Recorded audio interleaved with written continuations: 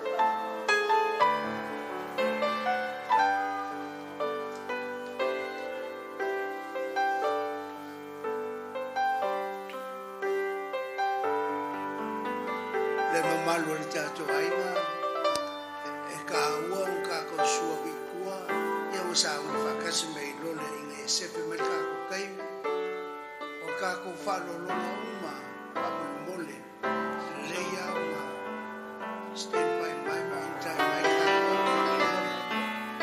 ele mai le sonio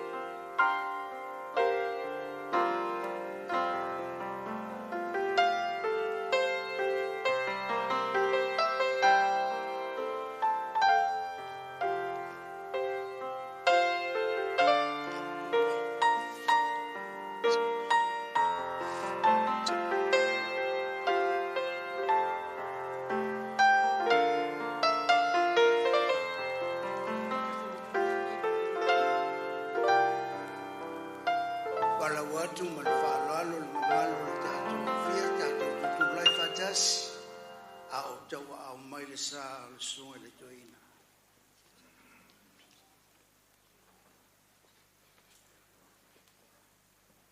o tau uma e manga mangaia o ia ia o tau whaano noa o na o ia o tau uma fo i loa o ia o whapea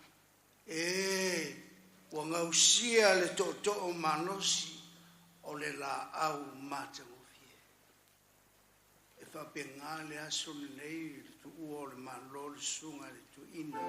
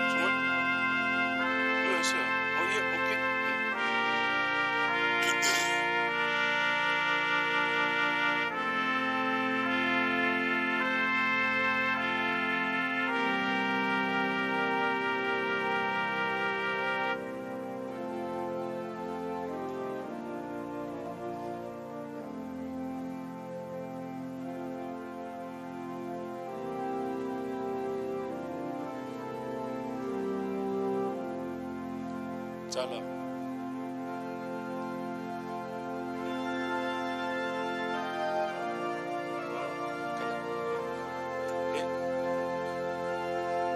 No, it's okay.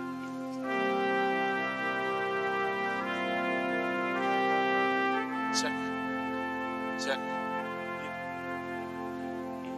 Fellow Kaka.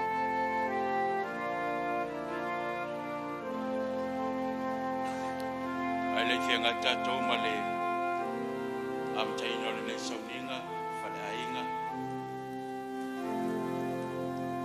no wala ulia le ofia tu lai mai pea la saunia le tatu talo e am taina le tatu sauninga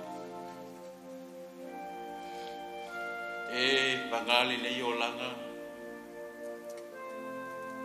e uila va yaso matau sanga ma tu soifua maolai awa umana e whaatatia whaawaele le ieo tausanga mātou te soifua maola I lunga le nei whongai le ele whaatusaina le ie o nao se puao e ali mai matoe mo watu whaapeo le funga mai le tai au ai mangu le afi le nei o langa ma le soifuanga o lo mātou soifua maolai. E ui lava no mātou soifua maola. Ai ai le aso e oti. Mātou vi ia lea laua fio tamai le le fiafi. O mātou o mai mātou te moli mawina. Le sauninga whaale ai. Sunga le toi ina ya Meleisea Aleli Mataia. Whapeo no mātou iai le nei afiafi. O le atua nganga sae mafuta ina I mātou te totas. Ina I o mātou langona ina le pai mai o loa ngā. Wha mawhana ina I le ngato loa inga I le whatuotu. Ai mai sei mātou umua le nei afiafi. Tu maua tu laua fio lo lava vini. O lo suafa ke viso o ole talo tuaini. Lana mai lano leo fia.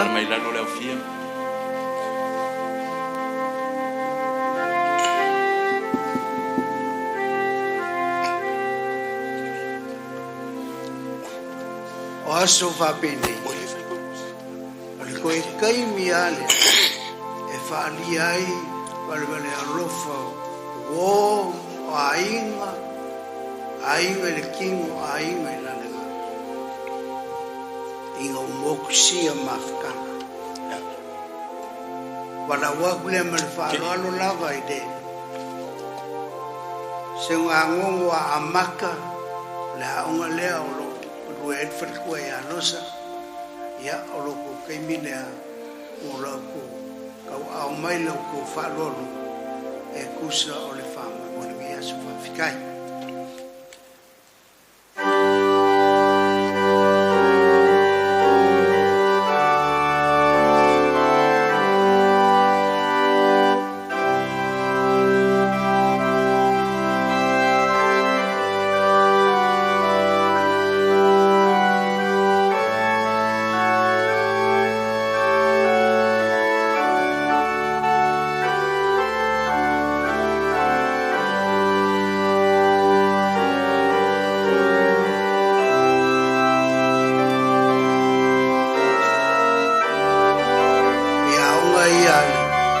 longa amata sengwa ngongo longa duet fritue ya losa kioto baftai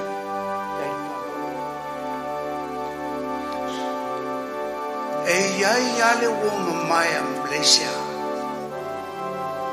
o ngai kinga lo soi fo mai bea ngai go kisirfia o le ke ku pelea o tala le kai le kelo ko sanga ke loe ka le fam kala ya ko le kinga ya oa teo ia lo yeila nga lo longa la o me fa tu ya tali va tau o lo ka au mai fa tei oa kai ele ngalo ya ke va fam kala ale le tinale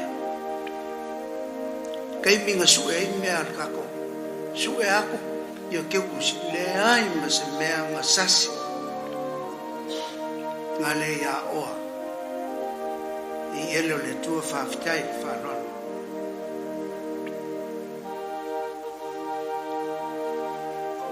sunga joine a mo vai pa tercio mil fa nau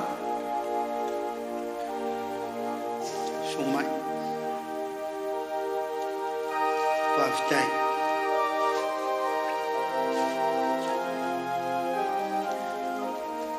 so me fritue ya emo so mai a fa faftai fa no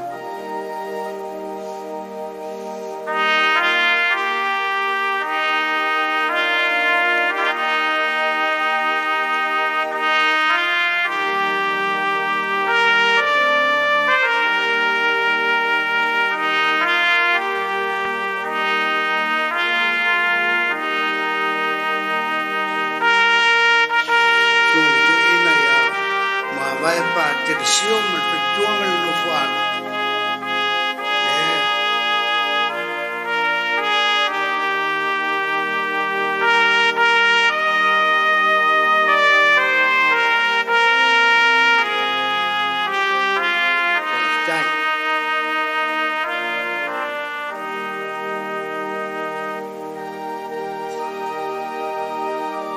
fritue le te tai mtanga runga mai Brisbane Joya emo malu fanau malanga mamau mai ono le fami moi la ko fa lo le o lo fa anga ia i le ko examen o su ni toi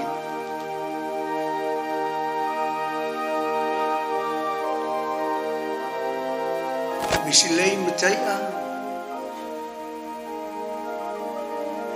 sumai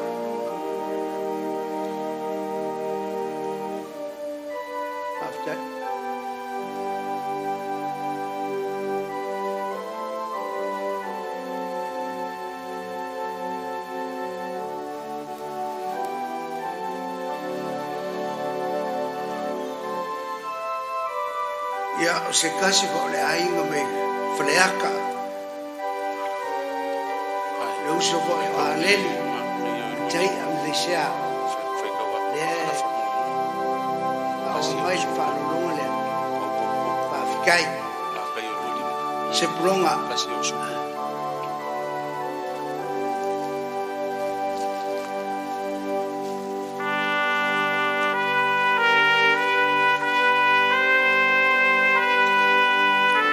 ke onga lea se brona sunga i whawhengainga sunga i awao male mamalu le ke ona se brona le aloha kau au mai le whatua le sunga i whawhengainga whawhitai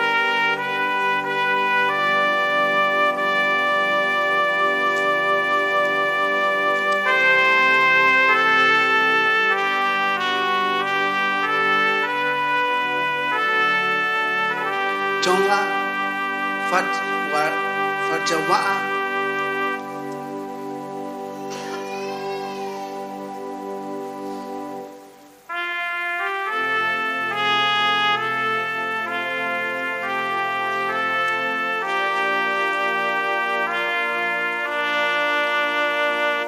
ele ngalo ia kalolingi mafata Mantua fa auto.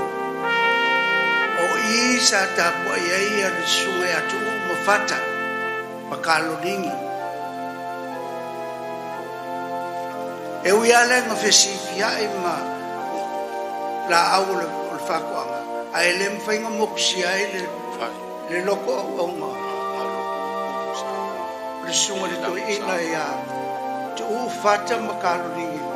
Ma le whakatua e a tonga e kusa le a songa le whakamui.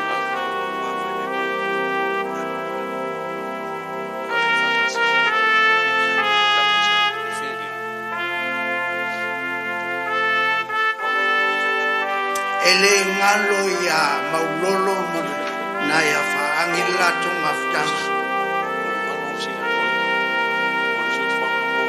sumai faangil maulolo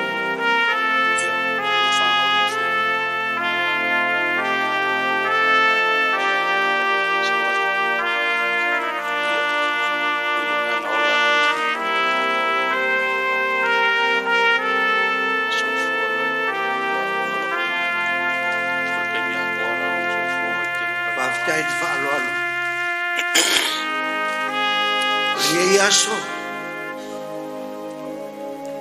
o se pa mangianga dinge aiga ina otu wal malo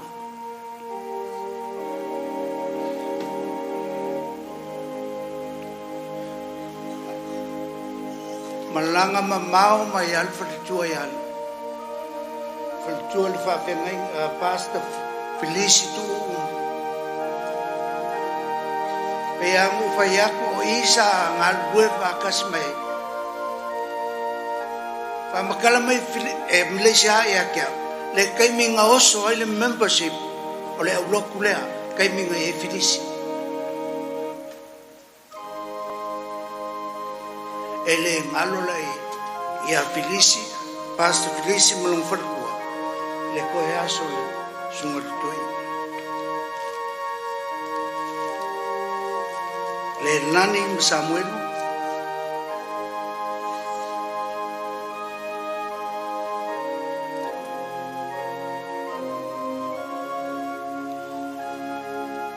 fafikai kai le falon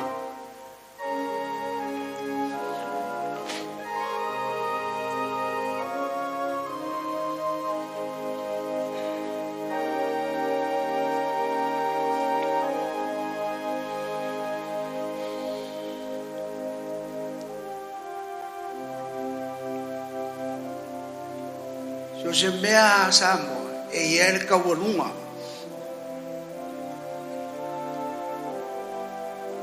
Le kalesia lea wa umare.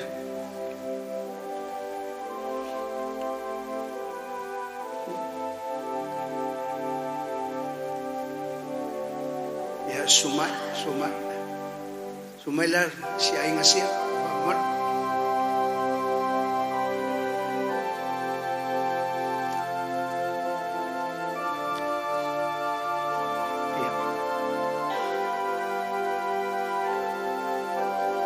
Ma e wa peango fa ko fa mungianga le malewa ko e malanga mai pef le lang Samuel o mafkanga ko koa ko nge o kinang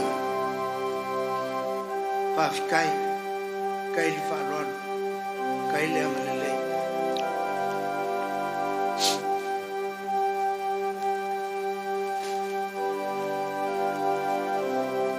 ele me fai se upuang kongia le au vasa mau mai mare a au manos e fa kingo ele me nio le lofa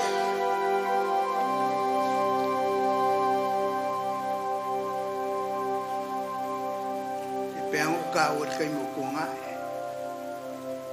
e umore so i fu Meleisea e uia nga feang ia i makangi le soifua. Nai koe aso ale umar soifua Meleisea. Fa soa mai ake. O fa fikai ia i le kumau o longa loko. E le kumongi le kua. E le malue lue inga. A le nga kaune le e li sunga le fa fengangi a pasa papai. Fa fikai sumai le whaaloalo lea, ale kalesia, ale 6 day, o loo ngadue alisu, sanga lue alisu e amle sama tukua male aiga, whaafikai.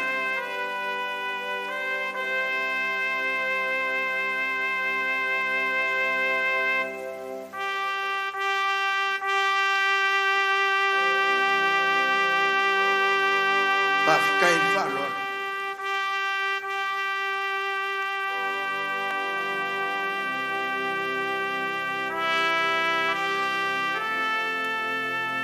Ka kwa yang alua o le whaaloalo le ale karesia 60 wale wangkau kua mai Meleisea male ai wai walong soifua o kau ya le vai ngolong whaafikai whaaloalo suma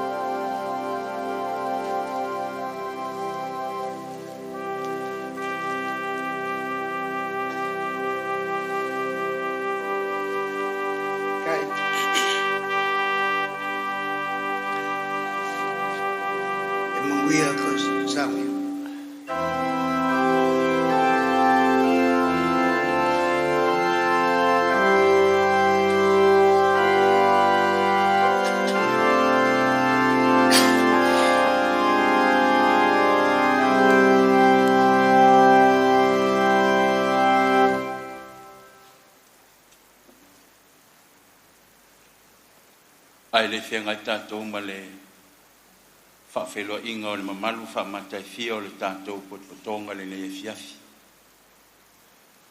Te whia whaitawina nei upu ma le whionga pa ia le atua. E to mua ai le whawheloa inga le nei e fiafi. A wai le ai so tātou e ola mo ia lava. E le oti fo i setas mo ia lava. A waa fai tātou te ola mo le alii. Pe a fai e oti mo le alii. O le nei pe ola pe oti tātou o tangata lava o le alii i tātou. A wā o le mea lava lea na maliwa ai ke wiso. Ma ua toe tū mai ai. Ma ua soifua ina ia whaia o ia. Ma lii i e oti. A toa mai ola.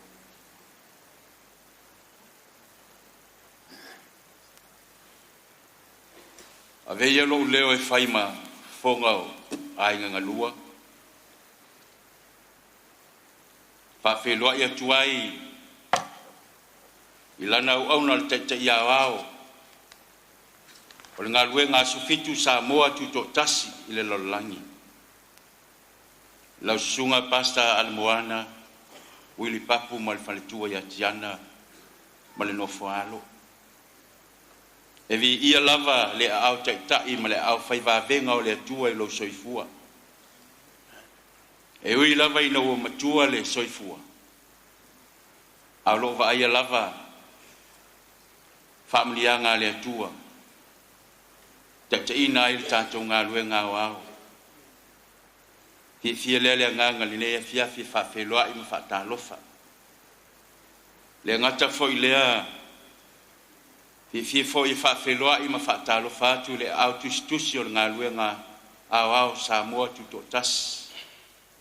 Lau sunga palii ia feta ma spa'u ma le faletua ma le nofo alo le nei afiafi whamalo tautua whamalo au le whaingo fie tiute whaiwa tofi ma balawina ai le soifua alo va ia lava le au whaiva venga o le tua whawheloa i whatalo whailau sunga le nei vaenga o le afiafi le ngata foi leo taitai o mtanga luenga au kilani nei tau sunga i taitai o mtanga luenga e maisi o tau whaletua fifia le nganga e ofo alo fatu whawhelo i atu whatalo fatu i o tau mamalu mau tau paia ai maisi o whaletua ma ainga sui sunga i whawhengai ngai so si whata whaitaulanga e le ngata i tono le tātou ngā luenga ia e mai se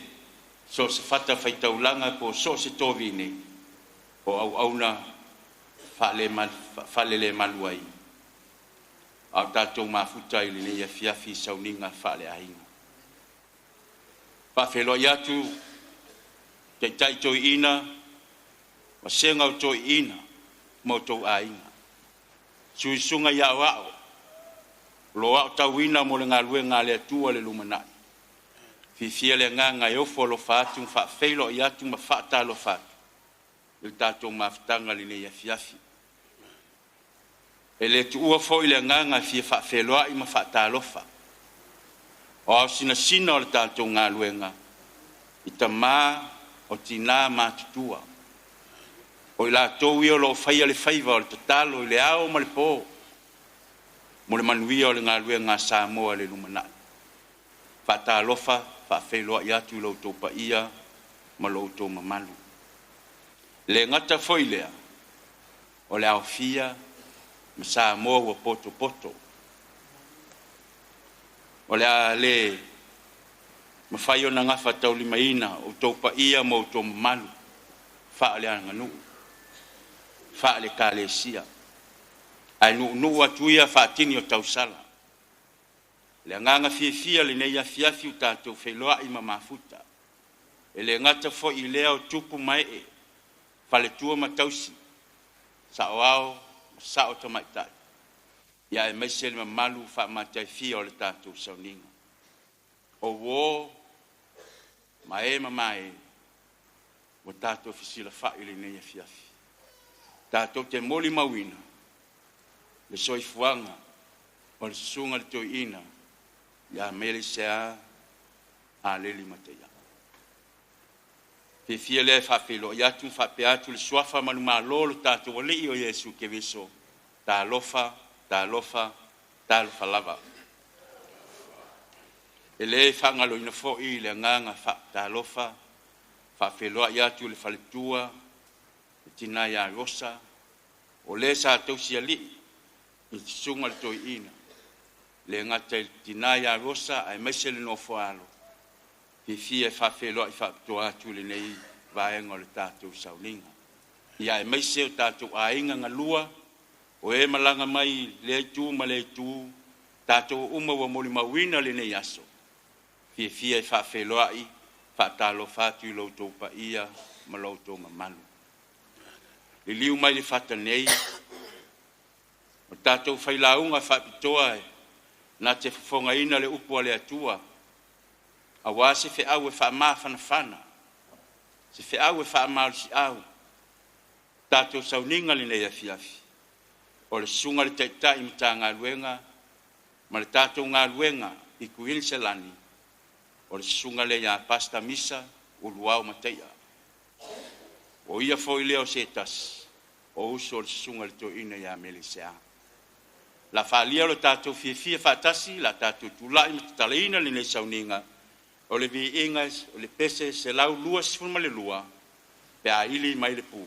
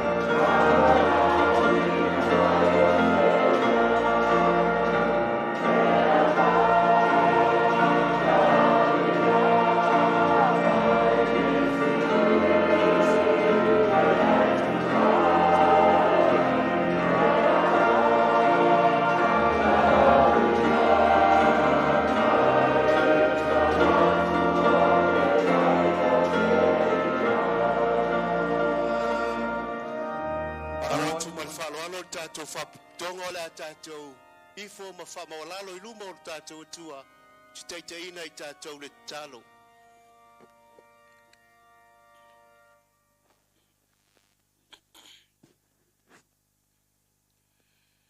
Yehova o aue le atua pa ia lo mātou tamao lo soifua le langi e whavavau. Ia vi ia lo suafa pa ia.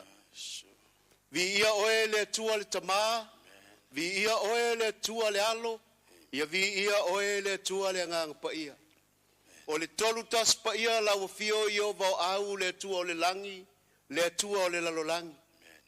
Na e whaia mea uma e te pule au I mea uma. I lunga atoa malano nei. O e foi o le pungai o mātou mola, ma le puna o mātou malos, atoa ma mele le uma o mātou bau. E vi ia oe au ngā ruenga na whai, e vi ia oe le au ma le pō. Ua whape nai le nei tūla piaka. A o poto mai o ainga. O lau ainga I la le tino, ainga I la le ngana. E whasino I sio mātou, uso ato ina. Lau o auna ia. Meleisea Aleli Mataia. O lele e tofia ma whiwhilia I lau ngāru e. Awa mātou wangaia I le ngei afi I lau pule whaitoa tatu. I lau a ningaro mātou atua. O nau mai ai lea, o e mama e mai pele, o o mai masani, a inga I lale tino ma a inga I patuatua. Ua mātou mori mawina le nei afiaki, I lona soifua o maua le ola mai a te oe, se iau o I toi taimi luna nei fungai le ele.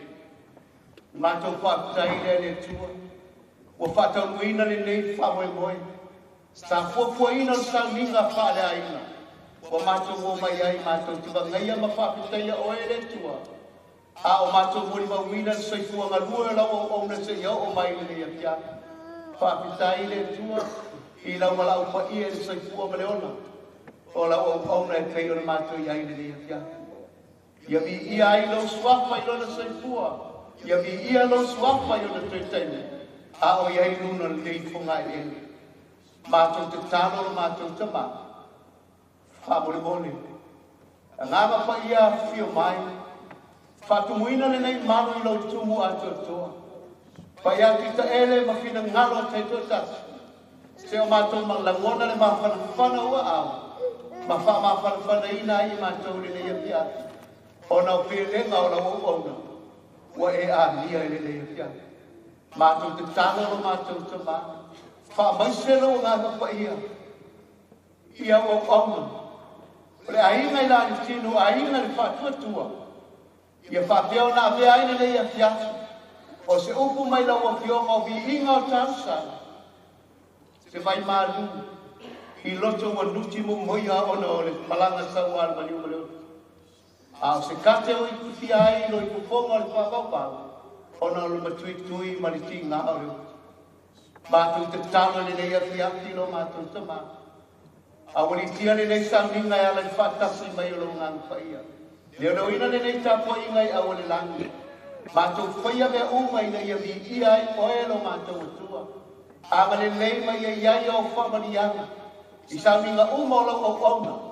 Ina ia awi manu mea umai ala I whatasi mai o ngang whaia. Whamawhanawhana ina I mātou uma. Ai maiso aina na lua. I tu te tele mai tu taulana. Ai sili lau whamawhanawhana li tinalo tu whawawana. Mane whanau. La mātou tu talo le nei a fiaki lo mātou tama. So mātou whare toni o mātou se sei. Whamamama whamangalo I mātou. Mātou tāpua I malele pōna aio. Anga le nei lau au au le a mori mai a se pe au le nei a fiaki. Ia whapeo le whaalotu te le ina I mātou. Tā pena masawia I mātou o au mātou iloa. Mātou te ola I ele aso mātou te o ti ai. Pei fo I o lau a minga I lau au le nei a fiaki. Tau nei a vea ua fio mani nei a fiaki o le apolokone na mai. Tā pena masawia I mātou. Mo le tai au le aso wala tamai. ai mai se o lau wala au ki hao mai. La mātou te talo nene ne ia fiatu. Vi ia oe i o mau au le tua pa ia lo mātou te mā. Vi ia lo suafa i soi fua o lau au. Vi ia lo suafa i o le manleu ma lau aminga pa ia. I lo lava suafa Yesu o mātou te talo. O mātou wha tai e tuaine. Amen.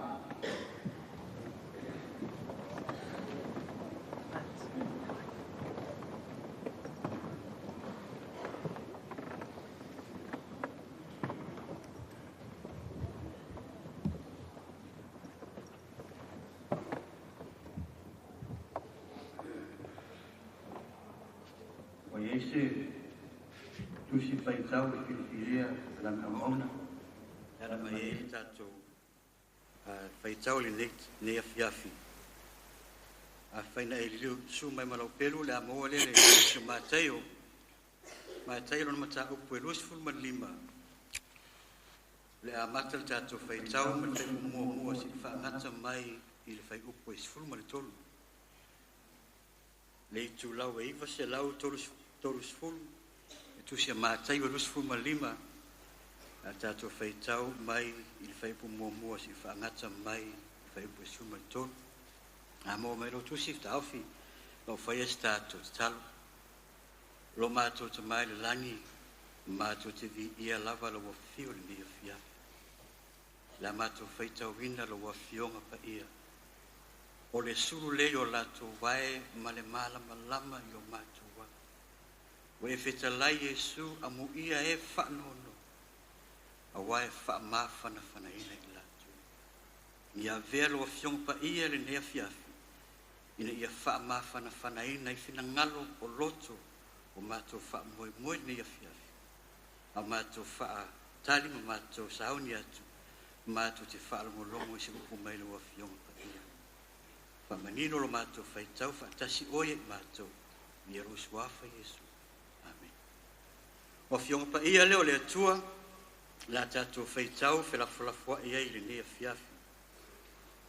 O iona pō e tu sa ele mālo le langi, ma tau pō e tu a se fulu.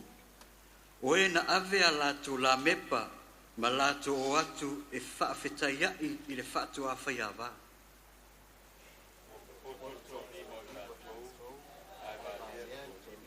O e vā lea ua ave a lātou la mepa, ai le avea mani suau.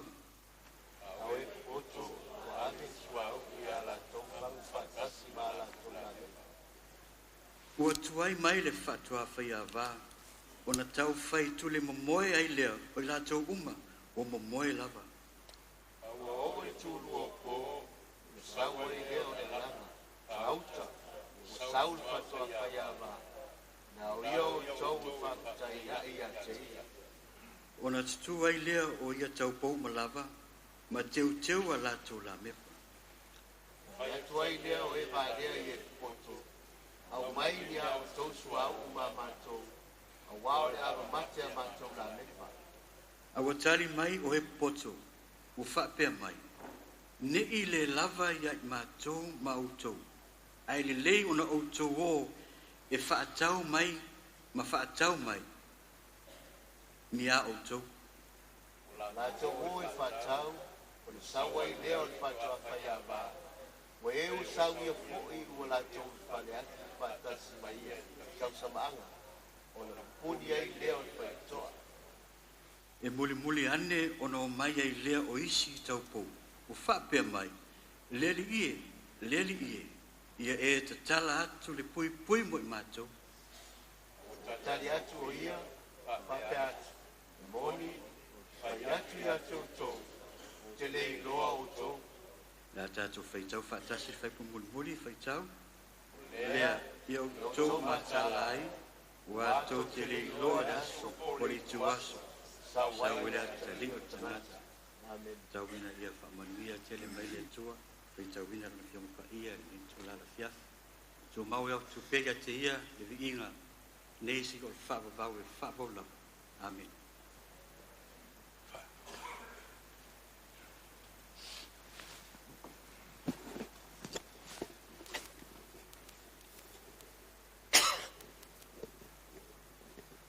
Hello.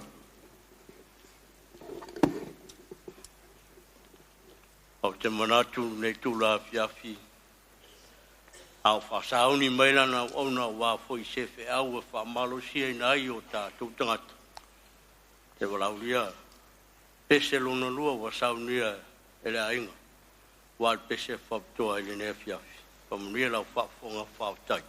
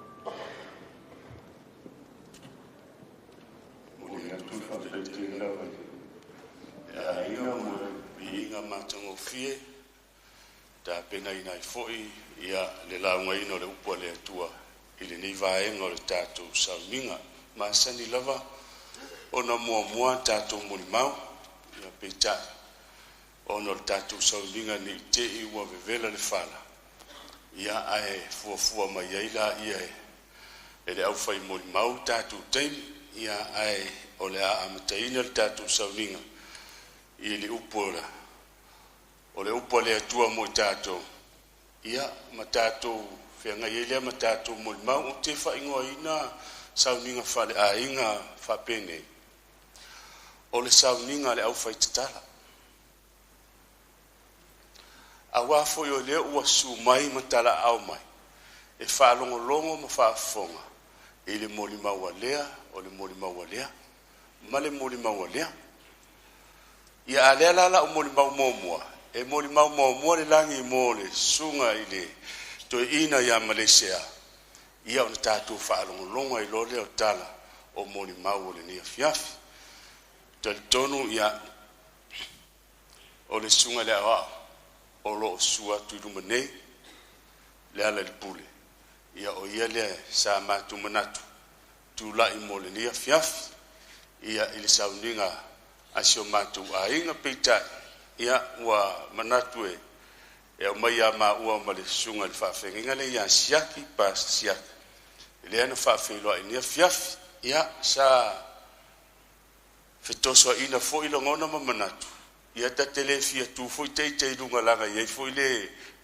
e matua atu ia peita ia ono to finga ma le tulanga I tono ngalwenga le atua ia o leo ua utula ia tuai o te whaitala atu le nia fiafi I le tātou wau fia au te wala watu no mailo wao la whail tātou talo whaaftai le atua le nei awa noa mātango fie wa le ngata wa wheiloa I lo mātou a inga I le tino ia au lea foi wa mātou mafuta malo mātou a inga wha le nganga ia ai le ngata foi lea le atua o woma mai pele la tau te sila fiaina lau auna ua moe mawata oto I le luma mea I le nisau ninga e ala I lau wala au talo lea tama tai mai lau fio le nisau ninga ina ia tele pea le wha maa fanfananga mai a te oi mai ia tele fo I lovi inga lo mātou atua ona o molimau e molimau inai o lo wanga le leima lo walofa ia e siri foi ona avea o se launga mo I mātou umalava o lo soi fua mo mātou wola mai nei whapei ona iai le malanga le maliu maleoti o se launga lea mo I mātou o e soi fua maola whamanuia mai lau o fio lau ona whatau wa na tia le vai wha leo lo fina ngalo mo I mātou uma ina ia sau nia fo I mātou e le ngata o aso whape nei pe a whai le atua e mua mai ia e sili una tā pena I le aso I te fio whaalua mai ai o le tatalo le atama wha mole e ala Yesu I lo suafa ua ole ma tatalo tuai amen e maasani ana tātou whaalong ai la unga le moe o la salo a o ua maliu e maasani lava lana e whaafonga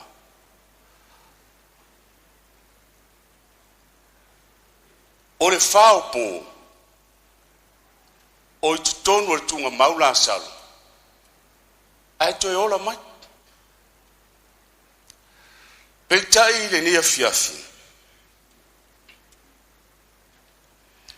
e se taimi se sau noanga le sui o le ainga e whaafta iai le au fia mai lava I lana unga teitai ma le au whainga ruenga le au tustusi teitai umta ngā ruenga tei nane le suai o le au whainga lu pa ia le atua ia ai le ngata foi lea sunga ia wao tei nane le no whaato o le kalesia ia a o tātou ainga ma uo o whawhai mai wha maa loa le nia fiafi o lele whela unga aru watu wha maa loa aisea tau te sila fia ina wa. Maliu la sal. Na fai foi lana ia family service. O le upu le whao po, te tonu o tunga mau o moe wa maliu. Ai fai mai le fionga le atua le yane su tasi sfumaleiva. E toa tele fo yo yu taia ua watu ya Mareta ma Maria. Ina ia wha maa whanawhana ina ya ila ua. Ona olo la tuangani. Lala le wa leina mua ile nganga wha maa loma le whaftai. Wo mai nei u taia e o mai e.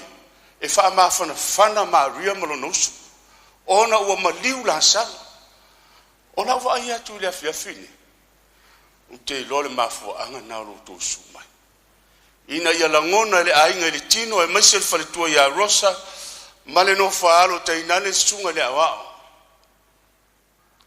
O loutou manatu alofa, ta alofa ia rosa.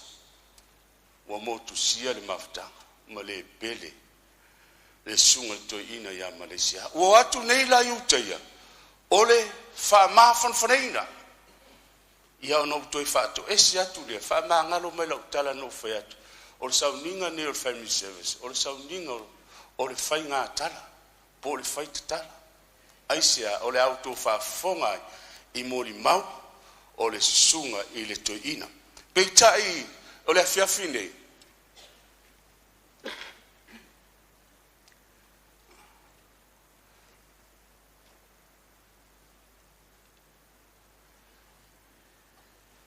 O le atatou silsila ile loloto le feau. Ia pe te maua mai ai le winga o le tusi na faitauina. O tau pou popoto ma tau pou valea. Ia o te vai atua whapong sa maile. Ai atatou o le ale eso taimi o te sisi loloto ai. A o le ata le ngā, whai mai e tusa le mālo le langi matau pou e tosfu, e wā le e popoto isi, ai wā lea isi.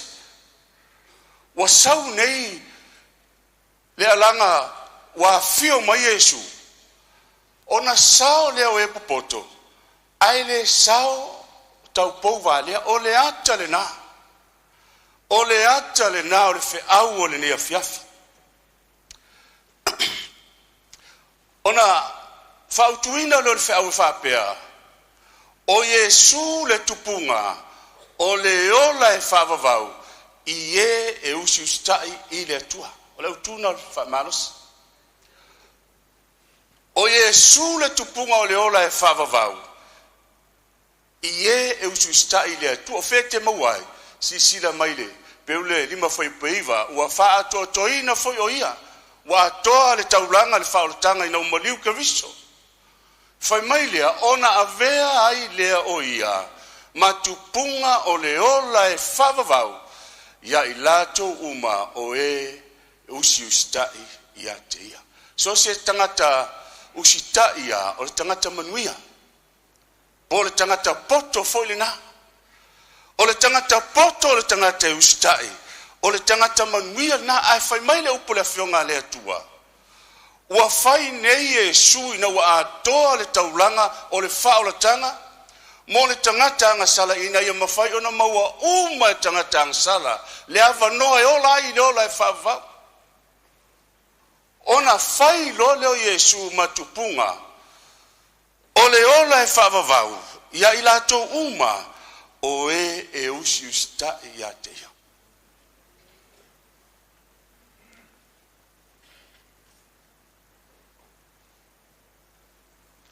Whamaru rua tuau, e whai ama tau tutu. Ia le alo le whea. Ia ona o le tātou msini lea o lo tau whai mai lātou. Peitai, o le au tū leo le whea. O Yesu le tupunga o le ola e whavavau. I e usi ustai, i le atua, e leo le lotu e leo le whai whea. Ai ustai i le atua. E tau te sila fia, le au fia le nea fiafi.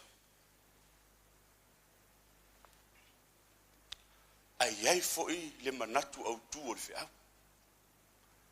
Au tu o le wheau, o Yesu o le tupunga o le ola e whavavau iai. Tangata usitai. A le manatu au tu o le wheau le nia fiafi. O le sunga le toi ina le ia Meleisea Aleli Mataia. O te whaingoa ina o le tangata poto. Se o uo atua iai pena o whai atu. O le sauninga o le family service. O le sauninga o le whaitala. Le auto whaafonga mai a la whaitala atu ia te auto. I le mafu anga ua manatu au tu wai wheau o le nia fiafi. O le toi ina ia Meleisea Aleli Mataia. O se toe ina ata mai po se tangata poto. Toru la fisili o la ili ai le mea. O whena o ngai Meleisea ua leo na poto. E whape wheo na iloa e poto Meleisea.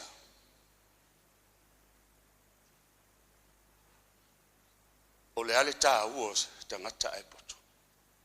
E tolu ni fesili o te whaitala ia te oe le whiawhine. E maa fua i ona iai le manatu au tu, o le wheau o le nea whiawhi whale a inga. O Meleisea, o le toe ina po le tangata poto, po le tangata atamai, o whiana o ngai. Avele, Samoan College. O a onga na, e le whaitauina e le langi. I le tape nanga tangata atamai, male tangata poto, e tāua au le wheau le whiawhine, o le au le tala noa atu i le aonga na. Na, sila fia le e aleli, le feta lenga le a Yesu, ma te e fitu lua sumaltasi, e le sa watu i le malo le langi, la tau uma, si sila mai le laina, la tau uma, oai la tau ia, o e fai mai a tia leali ie, na le na te whaia fina ngalo o lukta maa o ile nang. Na wa, whai tau le sunga le toi ina i le fionga le atua, mai ai loai, e le sa uma tangata lo lotu i le lang. A onga i loa. Whai loa leo lana sa i linga ma onga i loa, le iai le fesiri o le onga ina onga. Wa onga nei na wa i loa ma whai tau ina, o tangata lo lotu e le sa uma i le lang. Ono sai mai ya, o le mafua anga leo te mana o ai, ina ia o whaitala ia te oe, o le toi ina ata mai le toi ina lea, ina ia mawhai ai, o na whaatoa fi le muina, le loto wha vau vau, ma le loto wha no a inga ngadua, a wā a poto e ata mai, tala i taupo, e popoto isi, o i la tau na le nao i le lang. A o tau pou wā lea na le sao i le lang. Ono sa i mai la awa nei e vave. O le a onga lea na wasa ili atu sunga le toi ina. E leo uma i le langi tangata lo lotu. Wha maru luatu lea po la le ingo lau lotu. O le afo le ingo lau lotu. Le i leo se whai ngā lotu. O lo tātou sa ili po whena a ongai. O le alo na poto, a o le ale tā ua o lo nā tamai. Whai mai leo le salamu e suma le whawhai po e lua. O lo sila mai Jehova mai le langi. Ai se a sila mai Jehova mai le langi le maulea. I le whanau o tangata. Ina ia sila fia. Pe iai se tasi ua poto. Mafua anga na o le wheau le a whiawhine. E au tu e whapea. O Yesu o le tupunga le ola e whawawau. Ia i lato uma e usta ia te ia tangata poto le na. A le manatu au tu. O le toi ina ata mai le toi ina lea. O Meleisea o le se iau tau tala atu. Na sila mai le atua. I le toi ina. Ia te oe. Ia i tato uma. Pe maua ia oe. Pe maua ia oe. Pe maua ia ia. Pe maua ia matou. Se tangata e poto mata mai. Langa ua tele fina ua inga. I le wha matalangina o le wheau ma le fina ngalo le atua, a ua le tusa ma le atamai. Ua le tusa ma le me wha matala ma wheta lai ai le atua, la lai sila mai le langi. Se iona sila fia se tangata atamai. Le iai le manatu au tu, wha malu watu le, malu le au fia. Le o mafua no wha manatu au tuina le sunga le toi ina. O le la utala atu ono mafua anga. E wha maoni ai o le tangata poto lea. La e sila mai le langi, sila mai Jehova i le langi. Ma ia sila fia ai. E moni ai ata mai. Ma poto le sunga le toi ina ia Meleisea. O fea la lea onga, lea li ta ua lea onga. Lea. E ma fai an tatu fai tau ina fa tasi. Se e sila fia i lea onga fa moli fai tau.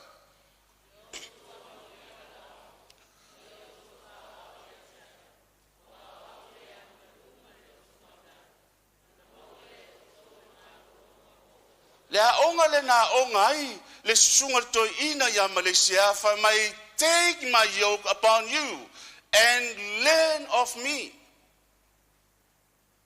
O lea onga la, o lea onga Yesu. Ma fuanga na o le tala le lei foi, o le tala le lei a Yesu e na o Yesu, e whaola i nai peo na sila mai, i la utule i lunga i le te sila mai ai. O lea onga le na onga, na ma fuai na poto. Na mafua yo na tamai fai mai Yesu ia o to wamoina la wamo ma ia o to fa wa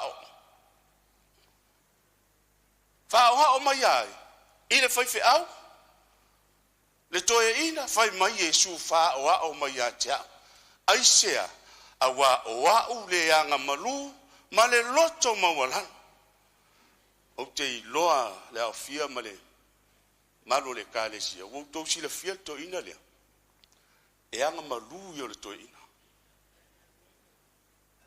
o le to ina foi tau le la ngona lo na leo ile to ina e fa malo ai sia la ngai loto mawala mafu anga tonu ana le poto ai mafu anga le na le ata mai ai sia na onga le faya onga Yesu fa mai Yesu fa wa mai Usita mai. Fa longo mai. Na ia li fa fine foi lea na so na matuale o tele ya Yesu ma fa ya wo Yesu. Amu ia le fa fine na fa na wai oi. Amu ia susu na susu oi. Fai mai le fetala nga Yesu i oe sa o le. Ai sili le manuia. O le fa longo mo fa ya. Le ala na o ngai ma poto ai. Watele matele tangata ele a onga ya Yesu aya onga ya o onga ale faife au pole kale sia pole lotu ale to ina le ona yele manatu au tu ole fe au ole ne yafiaf ole sunga to ina ya Meleisea Aleli Mataia o si to ina ya tamai le anga na sa ole a onga na onga sa ol faya onga si le foi le mena ol faya onga e pere lima foi prevalu e ui lava o ia o le alo le faya onga Yesu a o mea sa tinga ai o ia le faya onga o Yesu na o ina ai o ia usi ta ma fo anga na poto ai ma fo anga na fa utuina ai le manatu autu o le susunga le to ina ya Aleli ya Meleisea Aleli Mataia o se toe ina ta mai mare poto te le loi tonu tatu a inga ngalua bet maua nisi Meleisea Aleli Mataia tonu tatu a inga ea na sa ole a onga na onga a onga le masila mai ai le langi. Pena te maua, pena te sila fia se tangata e poto o le tangata e sa ili ia Jehova. Fai a onga na onga. E o fai a onga, na ui e fo. Le fai mai la apostolo. O mea na tinga ai fai a onga o Yesu Keriso. Na o ina fo o ia. E lona tama, ia ususta. Tangata usta ila. O le tangata poto ma le atamai. Ma te lua ono tolu iwa le whamtala e le apostolo Paulo i le peru le lima fai paiva. E ui o i o le alo. A mena ti ngai. Na o ina i usta fea. Maunga ke te semane. Fa tolu na ungani fa ola. Wala ngona le ona le. Wala ngona le ti ngao le oti. Fai mai fetala inga Yesu lo tamae a fai e mafai. Ave esele ne ipu ya tia. A la la onga lana wa oe.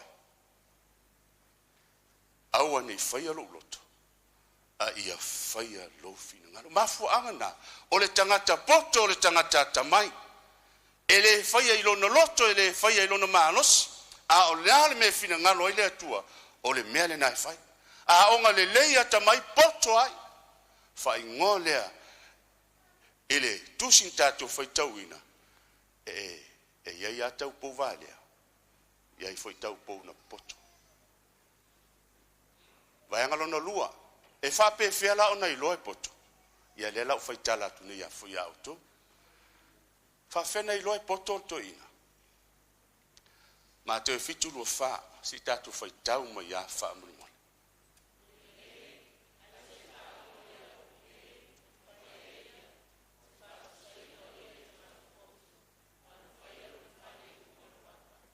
O le maua lunga le nao le aonga na aonga i to ina. Na maua lunga le ao ina o lona tamai malona poto. Le poto le fai mai Yesu. Ai se fa longo ia upu nei mawhaia ia. O te fa tu saina o ia ile tangata poto. Tangata poto faulo na fale i lunga le papa. E maua o Yesu Kiriso. O le alisi tu le ata. Matua ita ua Yesu le wha avasi vasi. O le vale sau pau se tu loa. Pe atu mai fo ia tato nei taim. O i se vale alu fau se fale lunga sione o ne. Moutou wha autala iai le matua vai tele. Ai o le mea le wha matala Yesu le fo iupu le lusu mal wha. O le tangata poto lea. O le tangata ata mai. E whaalongo i le upu o le atua.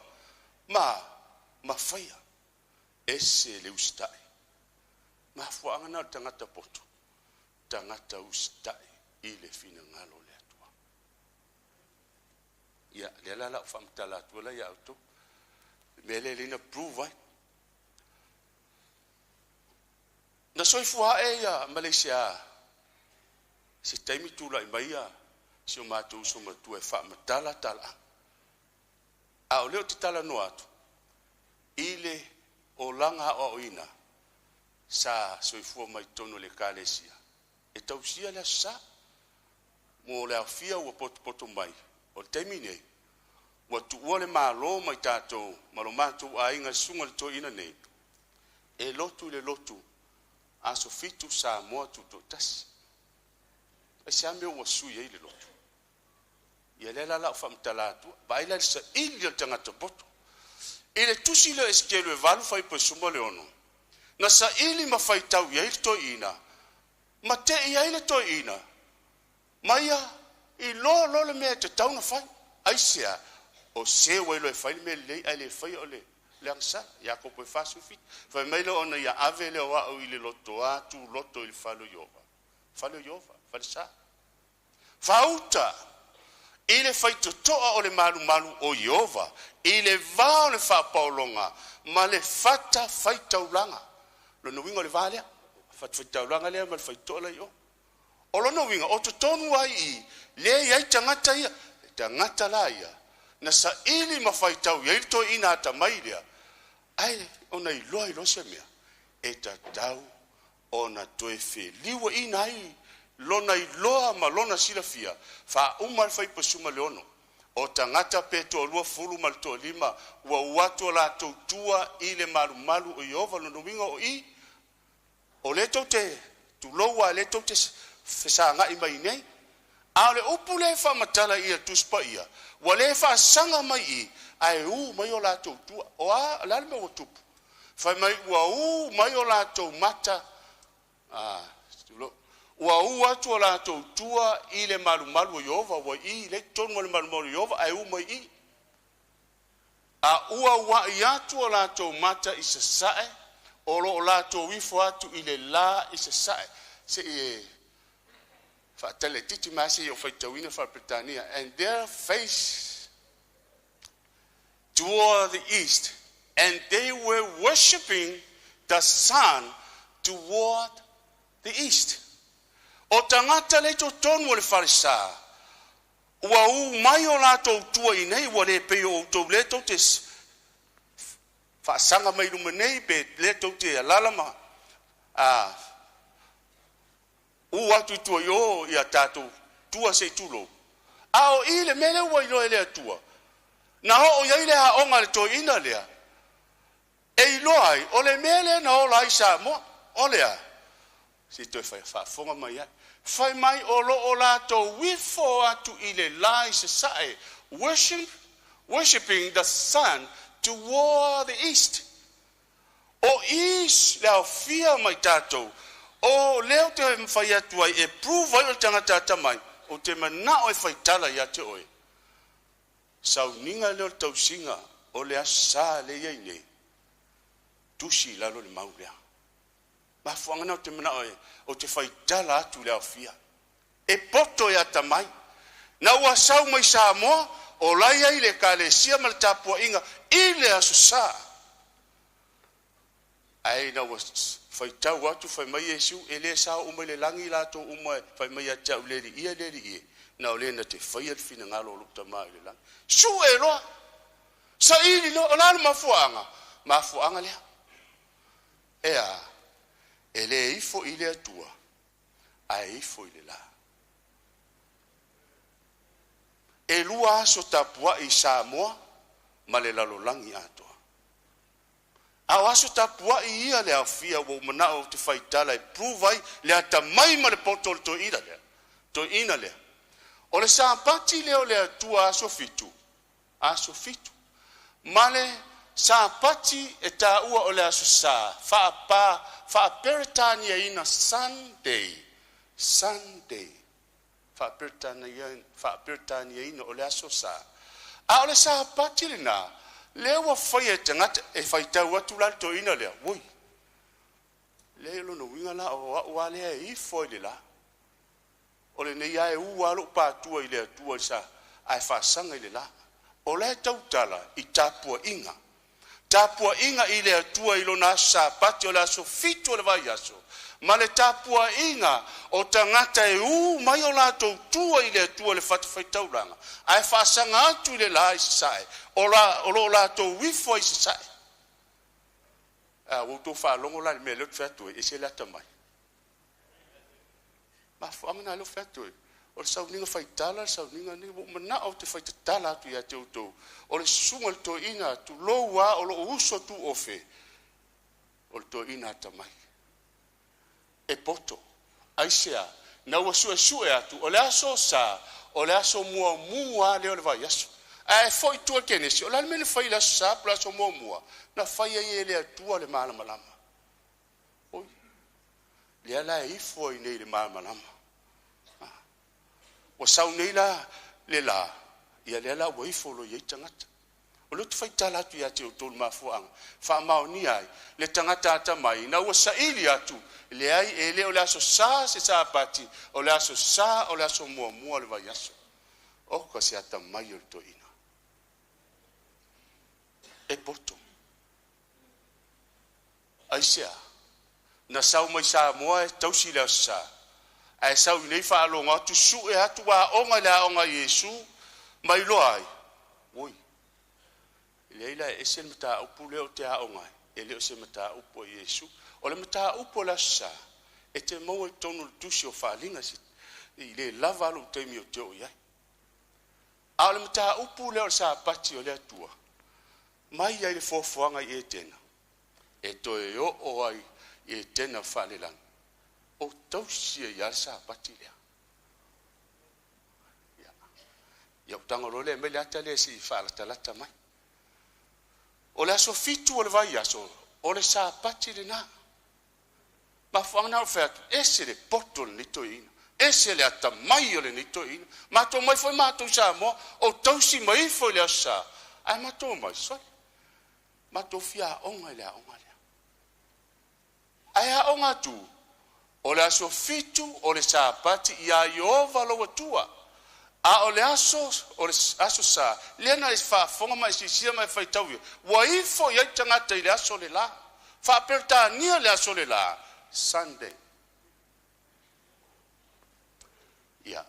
o to mo mai la le nganga o le ata mai le poto le ma le o oina le na onga le onga Yesu fa mai lo fa linga le su fa fu peva ta sina me na le na ma na ole sungal to ina e sui la onga ya onga langa wo fola Yesu le fa ya onga a o mawa oe ya ona muli atu le ya te la o lo to tolu a ngelu fa pe atu ma le tele ai se tasi ifo ina manu fe ai ma lona fa tangata si o tu e fo ia tua manu fe ai o le tangata e le se lot o le tangata ai la se mo o ifo ai ile manu fe ai o le manu fe ai le na o le pule ale kalesia katoliko Roma o ia le nana suia le sa patio le tua mai le aso fito le vai aso ave fa sa pati le aso mo le vai aso fai mai lo le folfolanga Yesu le lana le no poto to ina le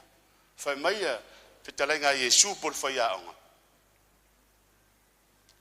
ai se tasi e ifo ile manufe ai na e ana le aso mua po le Sunday malona fata ngata matalia le failonga o le failonga lea o le failonga le tua o le sapati le aso lona fito le vai aso te mo le skielu luas fulu po le skielu luas fulu fai pesuma lua fai mai le a maua o e ifo iai ile fata ngata matalia le failonga po le aso salea i lona muaulu po lona lima ba fangna le fatu e se la tamai si le ye mai lo Yesu e inu lava ia ile waina le tosa o le atua ele se tosa o le atua walingi na atu ele suia ile ipu o lona tosa popo nga tia foi oia ile afi maletayo le ala na le afia lo tatu wa inga le ile tama le atamai le na mawalunga le o ina ile afionga le atua ina wana faitau atu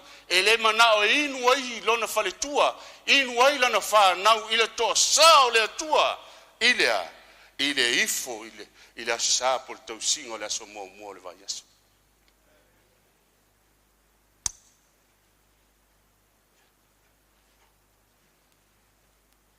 e se foi le tu nga faitala a le te faitala tu ai le ata mai le ama le poto le o to ina ata mai ia sila la fola lo Yesu ele ngata a maua o e ifo le asa pe tau sila asa fa fonga la ye upo Yesu e tapu ai fua mai ina to ia te ilo la to fai mamata upu a opolo a inga atangata o le aso sa lo tatu a inga ngalua o le polo a inga le tangata ele se polo a inga Yesu mafu angana na le sui aisha e sawe a onga le a onga Yesu e a onga atu le tala le ma le upumoni ele fitau le mea na ola mai ai ma le mea lai ai sui lo aisha nei fai tauina o ia malona a inga o ia lesi tangata tapu ai fua tele me ave le lotu tele me ave le kalesia ai fai tau o Yesu o le upula le po Yesu o le fai tau o Yesu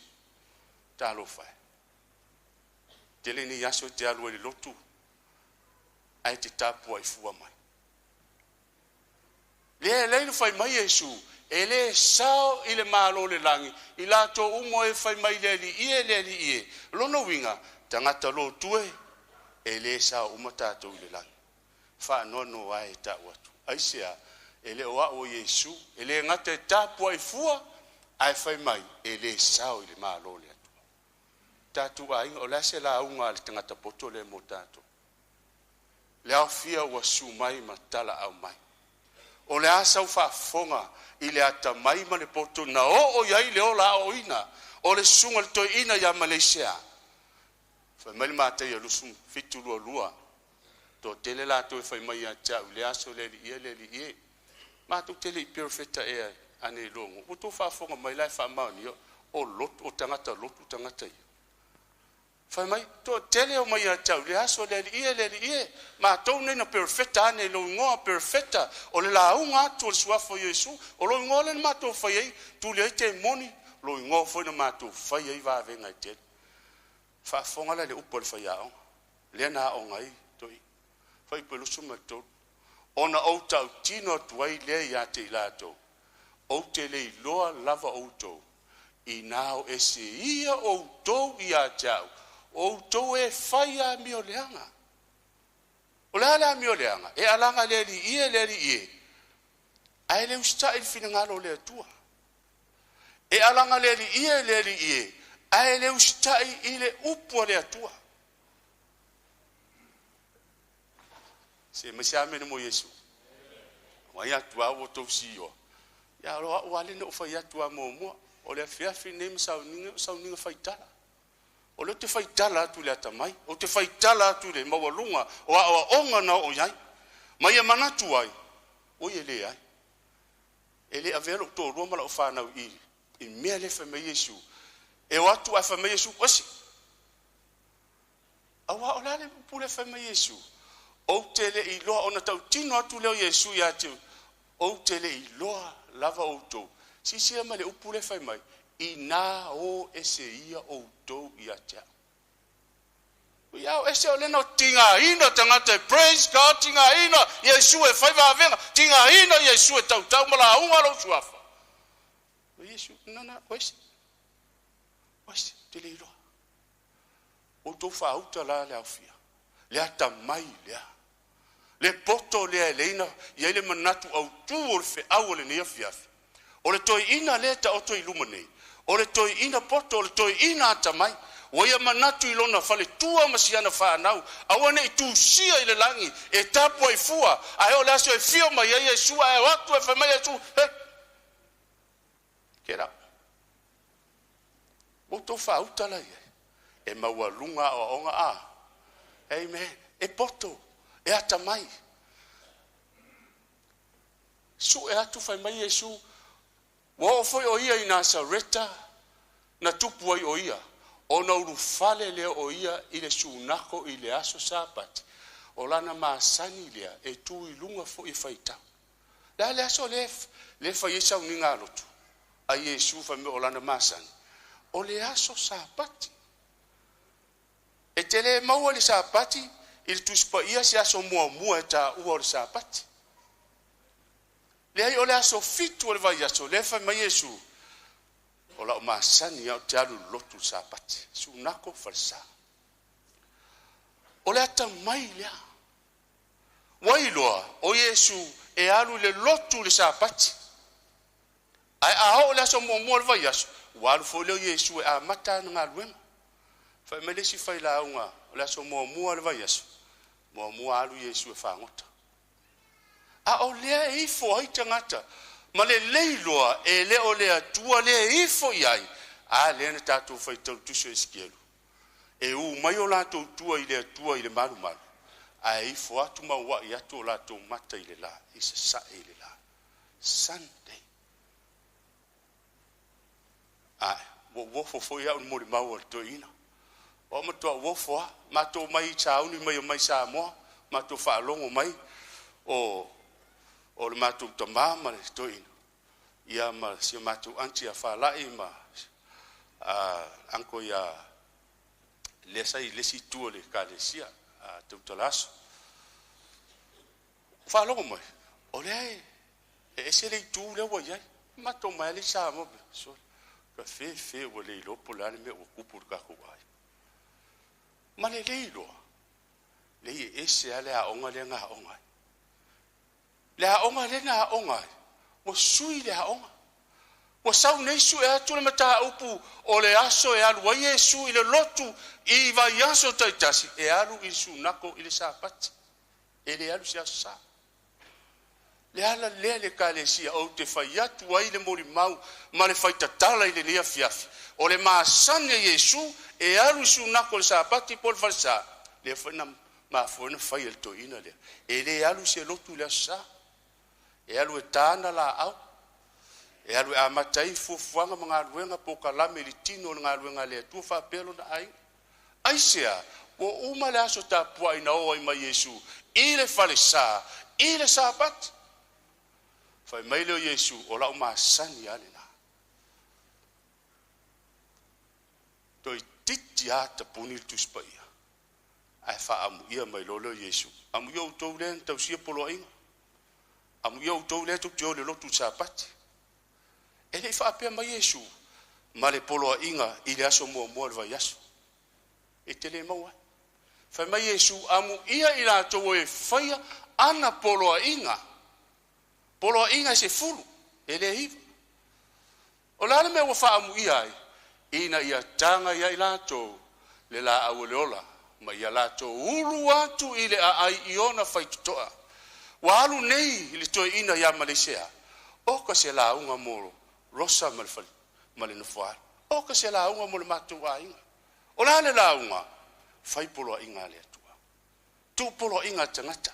Poloa inga tangata i le aso mua le vai aso. O le Sunday, wa onga i temi o le titi e. La tulo le a onga, fai mai fai a onga. Ia, fai tau aso le vai aso. Ia halu loa. O le pul pokalame fai tau ino aso. Aia o inanu o tamaiti. My days of the week. Saulo. E te le a mata i se Monday. E te a mata le Sunday. Days of the week. Sunday, Monday, Tuesday, Wednesday, Thursday, Friday, and Saturday. Fitua le astona. Polo inga na le atua, ele ngata iwa ai o le sa patio le atua. Fai mai leo Yesu. Amu ia o e fai ana polo inga. A tau le tanga. E tanga ia i la tau le la au le ola. O fea lai ai. Lai le ola e wha vau le aipa ia. Le ai fai mai e, ma ulu atu loa, ulu i fea, ulu atu i le ai i ona fai tutoa. Ia, pio tau na lava le muli maua, fai tala i le ata mai te roto ina ni, ala vaenga muli muli le ai wha o mai, o le ale tā ua o tangata e poto. Le ale tā ua. Fai mai le Iakopo e 5:5, e le o le poto le nei waluifo mai lunga. Le ale poto. Le poto lea e poto ai ia to ina lea mata mai ia to ina lea. A le poto lea fa le lalo langi poto na lea o ngai o le fa lea o ngai o. Ma ai ia le vale, ai le poto lea fo le vale e fa politiki. Le fa mele fionga le tua e le o le poto le nei wa luifo mai lunga. A o le lalo langi ia o le mea fa le tino. O le fa te monia. E tele tangata e mimita tele le poto fa laulangi nei. Ai fai mele upo le fionga le atua. A o la le laulangi le poto le fa laulangi. E fa le tino. Ai fa te muni fo i hal telo tai. Leo mo se mapu. Se tatu malo Samoa. O le politiki. O le fa onga ina o le ata maima le filosofia. Le ala le fai mele fionga le atua. E leo le poto la lea. A o la le poto. Si le tuso fata oto, ua matau le tangata poto, ma alo ese i le leanga. O le tangata poto, e matau. Whawhena matau, e alo ese i le leanga. Ma whana na alo ese ai to ina. Na whai ngā luenga i le asotoa nai, e le indoa, e le imamalama, o le aso fitu le sa pati a Iova. Nai lolo, alo loa. Aisea, ua tupulo nā tamai. Le fai mai le fionga le atua tusio. Fata oto. O ala o e ami o tonu. E tupu lona malama lama. Se ia o ana tu tonu le la. E fa pena le tangata sa ili le atua. O le tangata poto nai le atua. E le nofo ia le vai. O le lotu ana ola mai ai. O le mea ana fai mai ai mātua. O le mea lava na ua fa sae nuu mafio. Nofo ia. Tangata poto fa me fa tuse. Tangata mi o tonu e peo. Tupu le mamala. Lifo ale vaveao le la. Lifo ale la. Feo lolo e a. Ua level tae au. Lifo ale tae au. Ua uli le lei. Matua vevela. Ua matua malamala. Fa pe na le ata mai. O le tangata sa ili le atua. Le tangata matau le atua. E alo ese ile le ama. Tato ali ile ua umana ilo sa pati o le atua. Ato e fo ie. Le mea na o sol sa pati. O nai te soli ai le atua. Ai, a fei te matau. Alo ese. Mafua anga na o le manatu au tu. O le toi ina i a Meleisea Mataia. O le tangata poto. O le nei foi. O le tau o le poto. Fai mai Paulo. O le nei foi e moni lava. O lo manatu a lea o ngā mea uma. O a mea sa tātou wola mai, ma o onga na tātou sa vavali mai ei fa tusa le apostolo.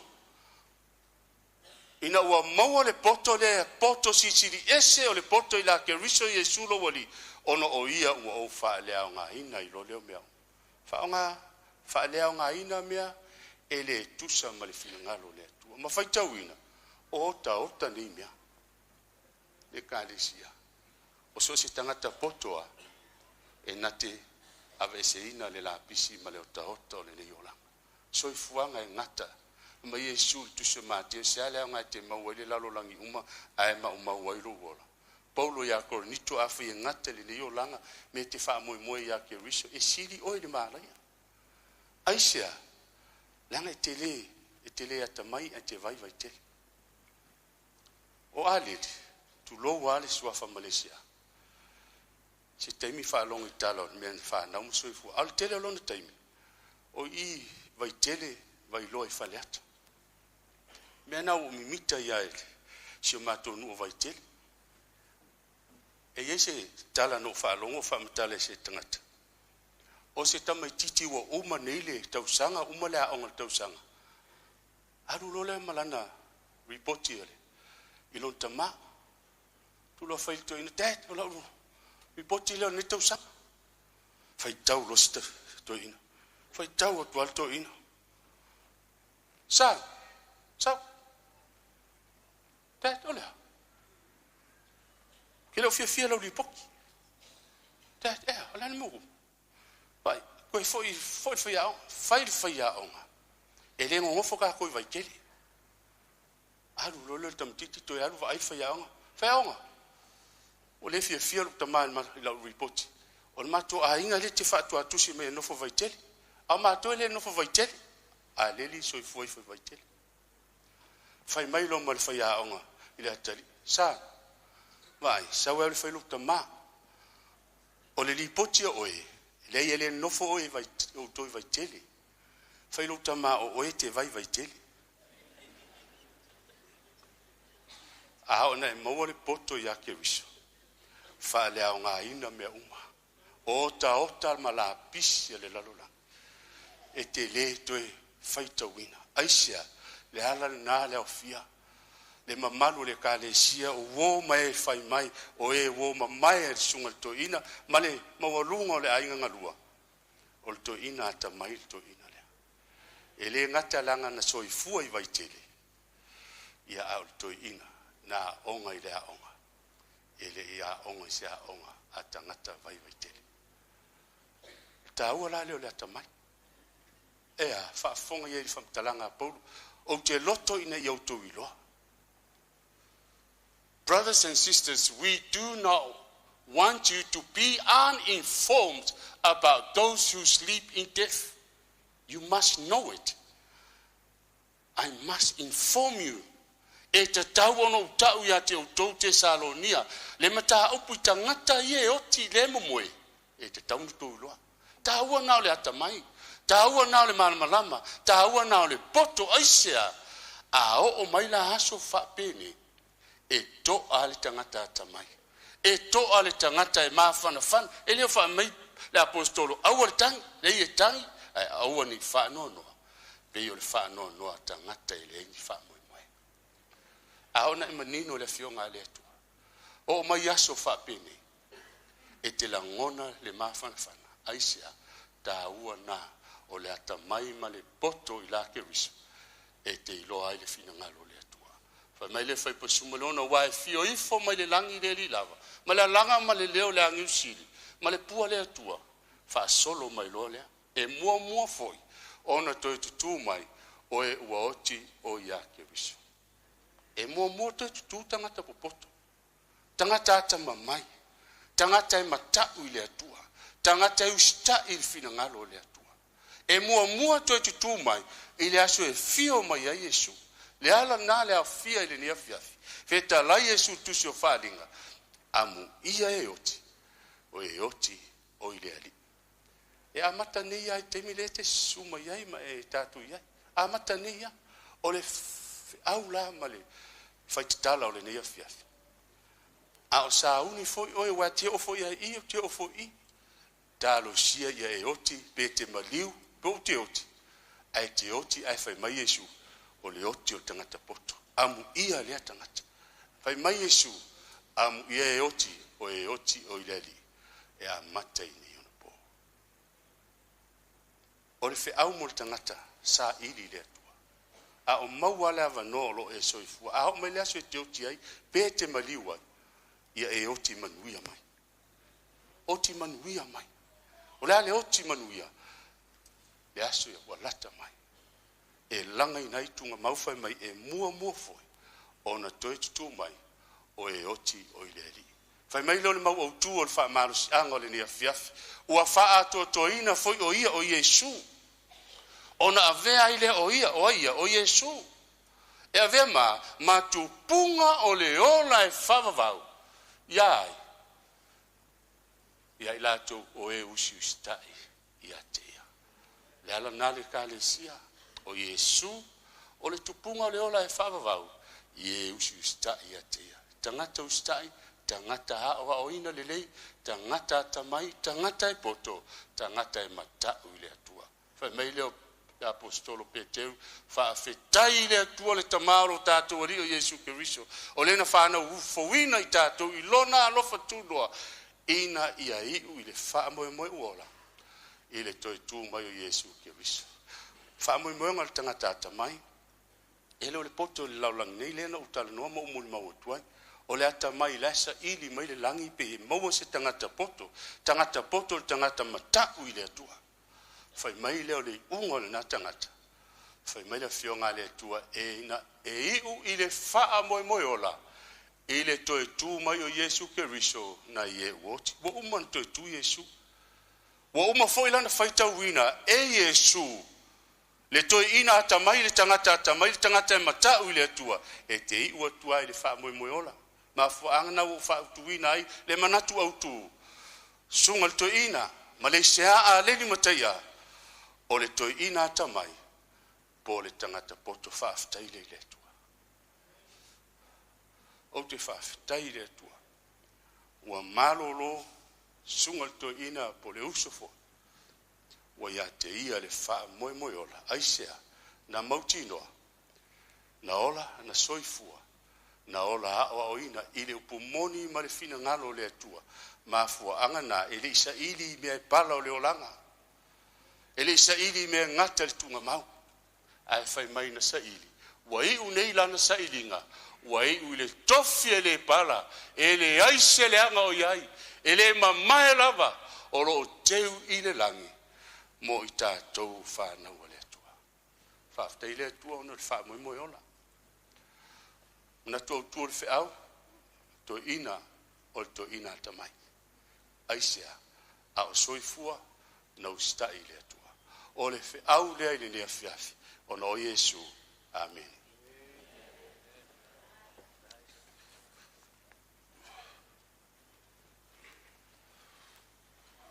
Ai ape atu e alang whale o tele statu wha mene ki sa male.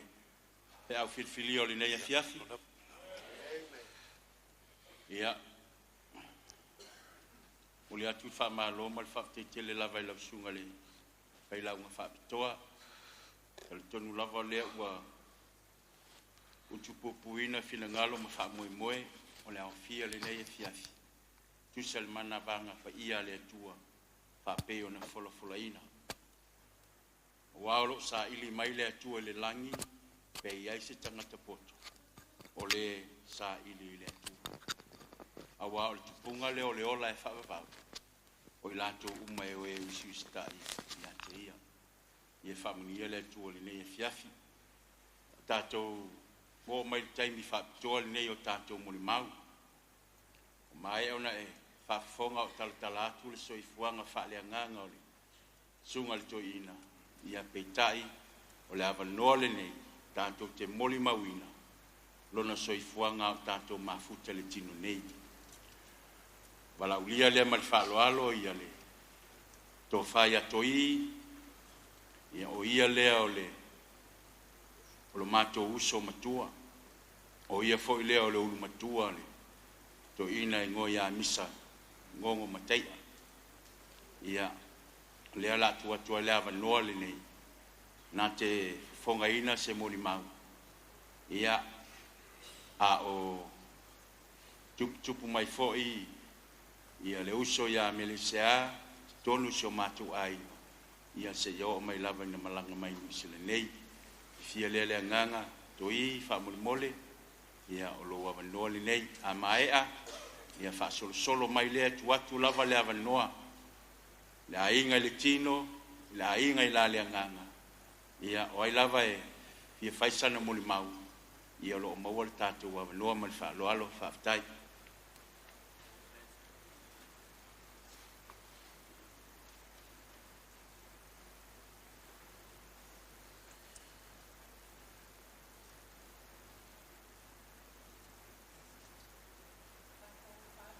e tu la fiafi ile swafa man malo Yesu Keriso fa mai le salamo se la sful lima e sili le manatu o Yova le maliu o lana au auna. Precious in the sight of the Lord is the death of his servant, and Meleisea Aleli Mataia was the servant that served God faithfully. O lo ingoa o tupuola fa mea rupi misa Mataia to ailoa Sabbath, o au o le wii, o le faletama, o le matau ainga. Ua o le avanoa na tuu le tuangani matua ia toi, ia talu ai wa le tusa fo le malosi, o le awa ia fa pilfilia fa pitoa i lava au no malanga mai Samoa, o te avatu se tala upu lava, i le soifua a le sunga to ina ia por tuangani fo ia Meleisea. Le neia fiafi. Talitonu lewa te ailangi le fetu tai matangi. Ma ua tātou wha mua foi. Mea i tau tu sa. Le tātou wha asangi ma le wha apolo. Awala tātou tapua inga pole. Tapua isiri le langi. Ua longo wha tuila le neia fia. I le manava ola o le manava paia. E ala mai au auna le atua le neia fiafi. O le tala anga i le soifua a le tuangani matua. E lua fale tama mo le sila fia le afia. O le fale tama mua o e toa lima i la tau. O le fale tama mua. O le fale tama lona lua e toa sfulu le afai. O uso matua fafine a le sunga toi ina ya Meleisea. A tu fatasi la faletama i elua, e sful lima i mātou tu fatasi. O le faletama mua, ia e toa lima i lātou, ia o toe mai le toa tolu, o le sunga ia toi toe paule le uso matua a Meleisea, mo una tua whawhina i toa lua, ia mai savai. Faletama lona lua, e toa sfulu i mātou, pe le a whainga o mātou, ia toa lua o whai le langi fōlaunga, ia tu toi mai la ia to avalu tu fa tasi la faletama po matou uma o uso tu fa fine a Meleisea Aleli Mataia e sful tasi matou o lo to toi mai o le soifuanga a le tuangane ia Meleisea Aleli Mataia o lo naso soifua o le aso lua ono au kuso tasi iva lima fitu ma o ia sa soifua mai I sale o longa, sa pulu sale o longa. A lona o langa awa inga, awa onga po lona o langa na soifua mai o ia maolai. Sa soifua mai lava o ia maolai vai loa faleata. Ia o lona aso na maliwai, o le aso lua fa o oke topa, lua afe, lua tolu. Ia o lo iai umai mato umai nei, o uso ma tua whawhine matua Meleisea, whapea fo I mātou, whale tamalona lua, o mātou iei uma fo I nei. Mātou teo mai e whaali le alofa, I ele ngata fo I le o lango tina ia rosa, ma no whaalo. Ia wale tu malo ai, o le sunga toi ina ia Meleisea Aleli Mataia, ia mal whaalo lava, ia whamanuia mai le atua, I sauninga, ma mea lo tutua I sauninga, ale tuangani pele ono Yesu, amen. Ia, se mai statu whamele tu sele muli mau. Ia, muli whasaonga o le mātou ia sa wha lau atu o whanau le toi ina e ngoi a misa ngongo. Ia, lea lai ulu matua lava ia le tama ia toi ia faltama mua le ia ma Meleisea ia mo le whaasaonga leo le mo le mau ia mau lava le tātou avanoa tātou ainga ia ele le iau na vave langa ua vela fo le fala o ai lava e fia mo le mau ia vave mai tātou mo le mau ne fiafi ma le fala lava awe ua mali liutoa ua mawai a upenga o le taua ua mafuli le la au tele sa o fanga iai ona ainga pea o vai ona o malosi ai lea for when I am weak I am strong wa mawai le ulua i mori mau e fai masu ya uso matua whaafine o Meleisea Aleli Mataia pe ona vea ai tupola whaameo e fai masu ya toi whaamuana o ia o leuru matua o le whaanau o au o malai tele afualo o te lona te fulu manetasi o le whaanau a si o mātou tina o pepe se umanu na o malanga mamao mai lava i Samoa o te fia a wai to i sauninga o le tuangani pei ona whaafonga le au fia o Meleisea Aleli o lona ia lava ingoa sa ingoa o ta whaingata te rei maa ua le taimina su iailo na ingoa ia Aleli mātou te rei maa futelo mātou a inga i savai le tala lo mātou tina e to atasi le sui o mātou o lo vai tamaina e mātua o le tamai a misa le fionga ia matai e siu ma le tina ia whaameo o le o langa ato Aleli po ta whaingata na tupua e maola i vailoa ma vaiteli ai o te mori mauatu o lo na loto atoa o le a inga o si o mātou tina e ui na whatau waa ma le tau aloa e iai le vai taimi na sola atua i savai aina sasa e asiata o na mātou no nofo lea o na whaila iai o si o mātou tina sau na alu e whaai u lau tausi i lau tamaa wa maliu whaameo ai tutoe na Mataia ona toe fo i mai lava lea e wha maonia sa unoanga tunga le whaifeau o se tangata loto maulalo anga malu mausi usita na wha manuia ina ula ua onga na maile matoitu ua ia o te nofu a onga ai patoa a matana la maftanga matina ya rosa le la tama mua ta wha sa mato no nofu matausi si ona tamaa taimile wa fata otolia le fala le fionga ya Mataia o si ana ngaluenga sa fai ngaluenga le fale ea tasi le fale va ai malumato fale le aso faraile lo naso totongi lea a mana va atu tau fa soale o totongi fata va lea o lo pa se lea o ma le tupe tu ya losa fa soa mo mato me ai o va yaso ia ona anu lo le tafao wa sa so ona fa ya lona olanga ilona malos ai fo yo le mafuanga le wapo ia ia mau mai ss wa sa so ona fa ile olanga i taimi o le tala vo e wa la so sa ele e tele wa so sa ele ya le lot te longa e fa ia tina ya keke e tauna mato wo ma te o malto ina wa mato te lo lot i vai loa me no foi vai tele al lot i vai lo le fa kasa yo na alwa ile wo to e fo ya usava i wo fainga wenga ai sa fa wa pele le tausinga Aleli lona tama o Mataia te ia ula vai na tu malu pa to a fai ile na fai unga ma tu ua ai Samoa ai sa ili manuia mai more ainga ia te ro nei o le tausanga luafe malei na fa matai na ila na fa na ma tu ai sa longa e lave ya ava ya tafa ai ula le mamai hele o Januari tau sanga le ne Na para awa tu ai. Fia watu se ana whanau o longo mai e matou wale o le tamale o le matou a inga o toi. O longo mai e toi o lai whai matai no matou a inga sa lolongo. Lai fia watu se ana whanau ai le maasani no matou a inga o mai. Mai tamaiti.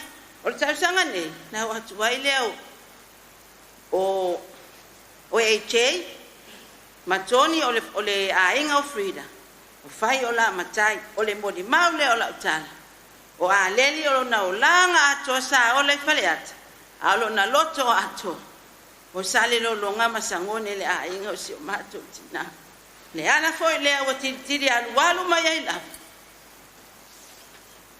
E fia mafuta, ma fia moli mawin. O la sa moli New Zealand ne. Re tau sa ngai lua afle se fulfa. O le fai poi ponga Frida. Tinga ai na le mai o le matou ai nga la tau sa i tonga fit. Ai bala awa tu lava. E te sa le fai poi ponga Frida fa o le mai se o to lua fa mai. Na se lua ani vai ya se te sa wa. Na o sa lava. A o foi na malanga atu Samoa. E pito mai fa le olo vai tele.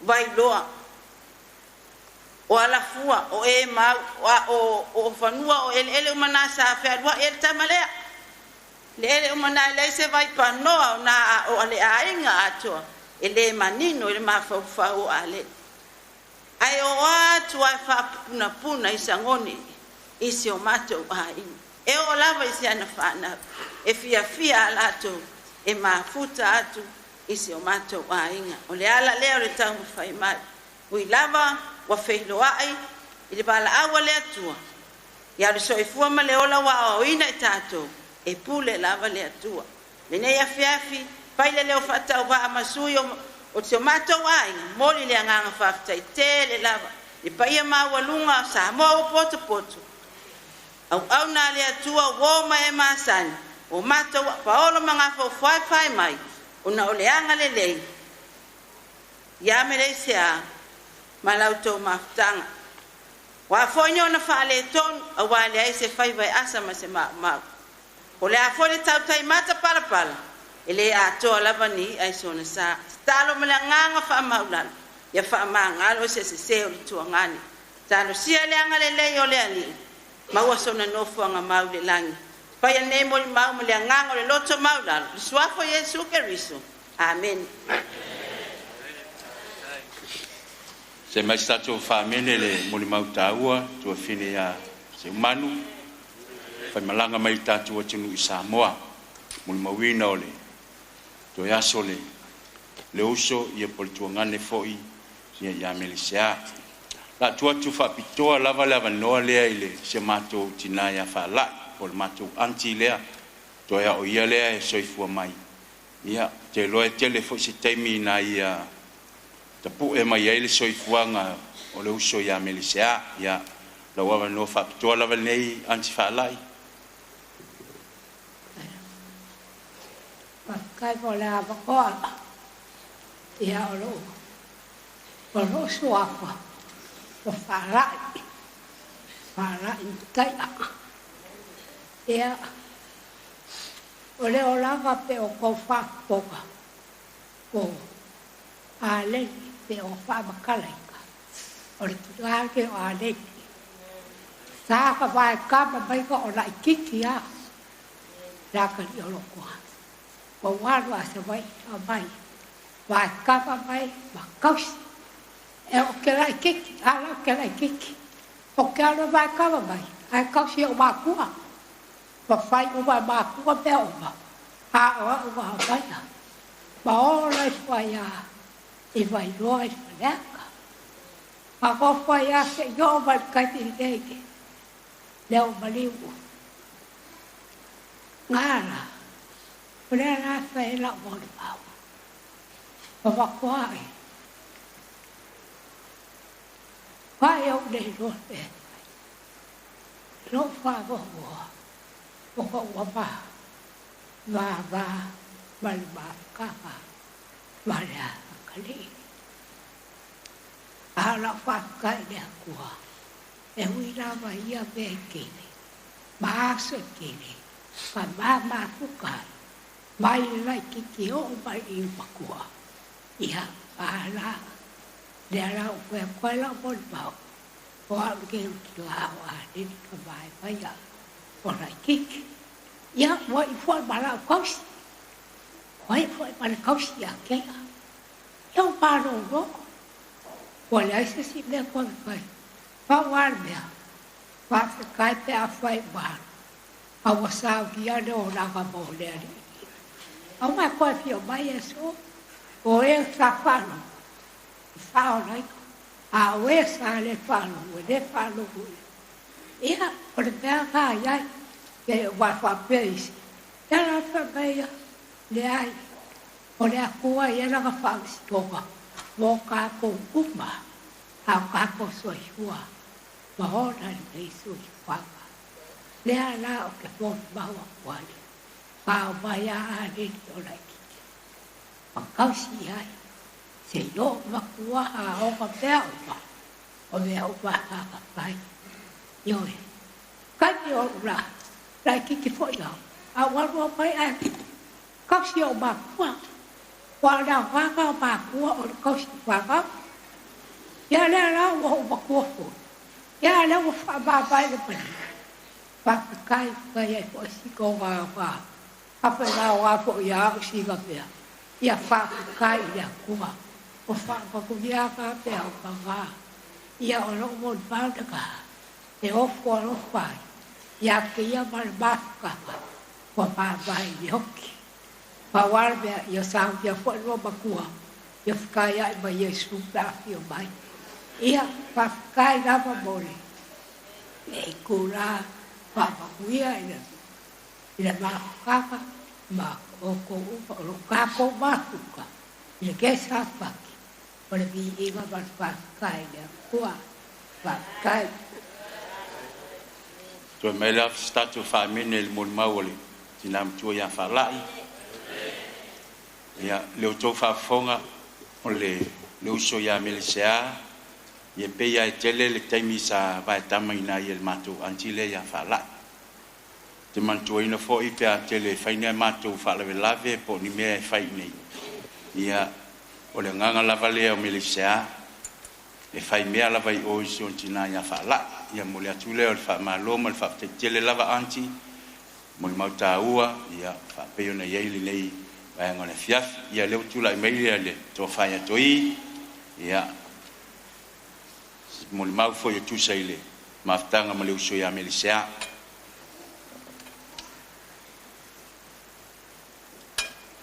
e sea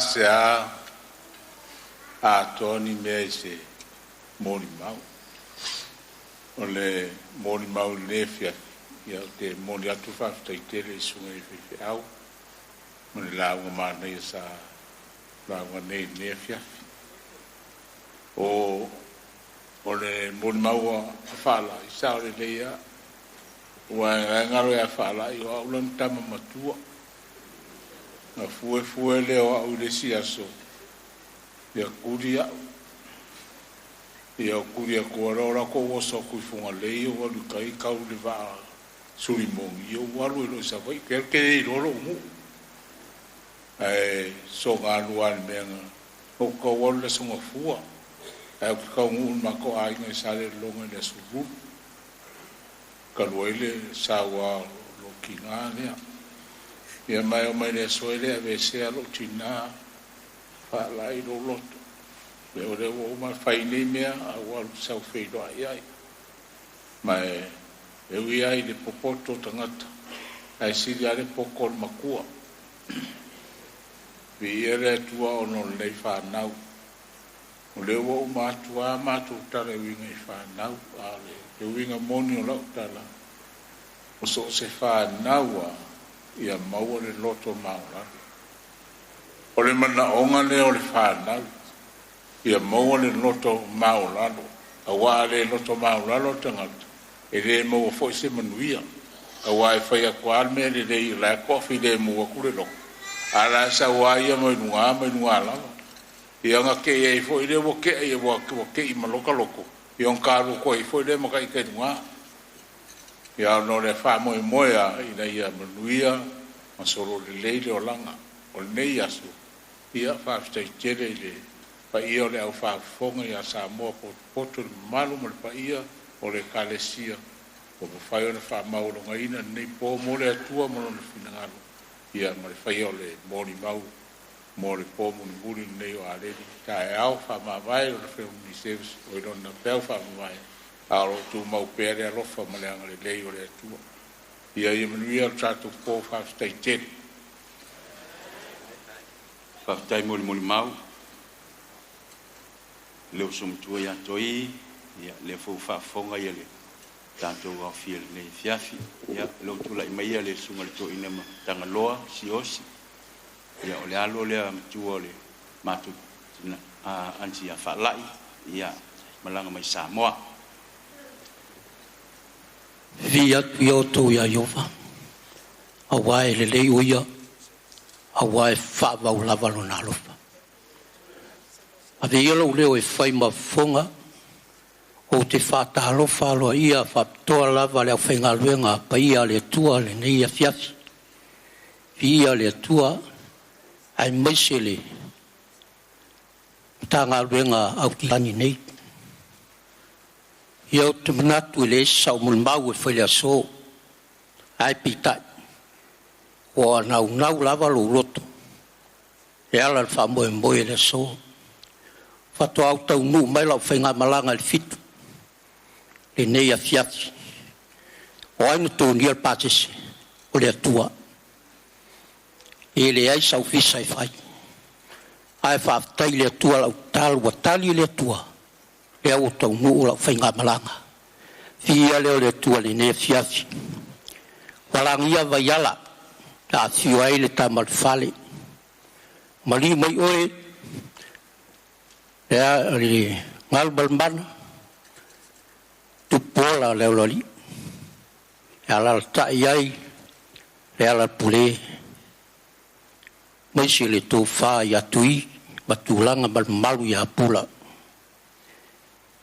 ia o te iloa velo leo e fai ma ai ngalua fatu ai le fata rofa ma fafiloa ia te o tau tatu maftanga le ne fiasi ia manawa sa unoa le fafonga anga ele mo mau taua le ne fiasi mai lava ya falai si pa ia to fai atui le matua le al tonu matuainga ai pau lava mea o te mo mau le ne fiasi o ta fai ngata o ia lea o le toa malosi tonu nu o faleata ai sia toa i toa o to maulalo i leo stangata o la vale ta mali o no winga le ala leo o moli maule ne fiafi e se le ta ua oa alil e uso sava tama le lala mutina matua ya fala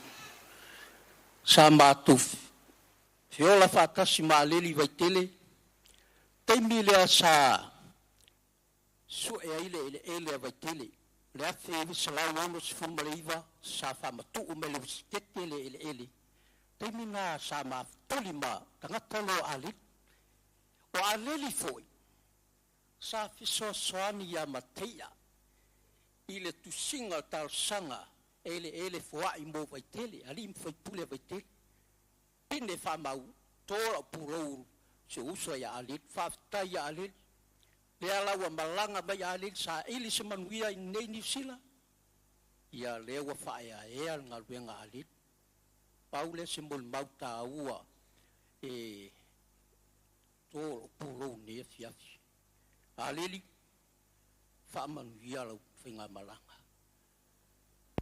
lava matutoi ruanga le leia i matu le lal tamam tua ya tui faftai le tua wa alu ali ia faile malu i moi matu nei vai tau famanu ia tele le tua tatu maftanga swafa Yesu ameni faftai la tul sungal to ina ya tanga loa se to lang statu fa amene jamana tua lava ya so lai titi sawola e fallatai tela temi tsawa vai tele pe ia sunga ya Meleisea Pelo sa lo fo se tasi tu fafin.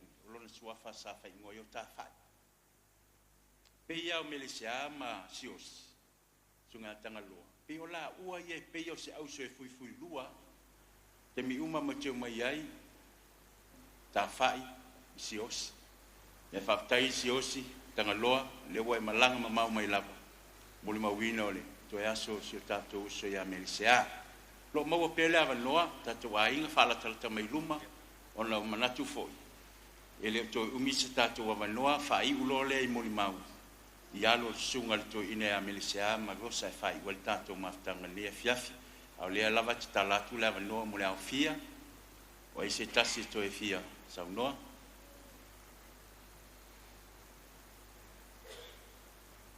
Malo lava le so fu manuia malange ma mo I fatalo fai.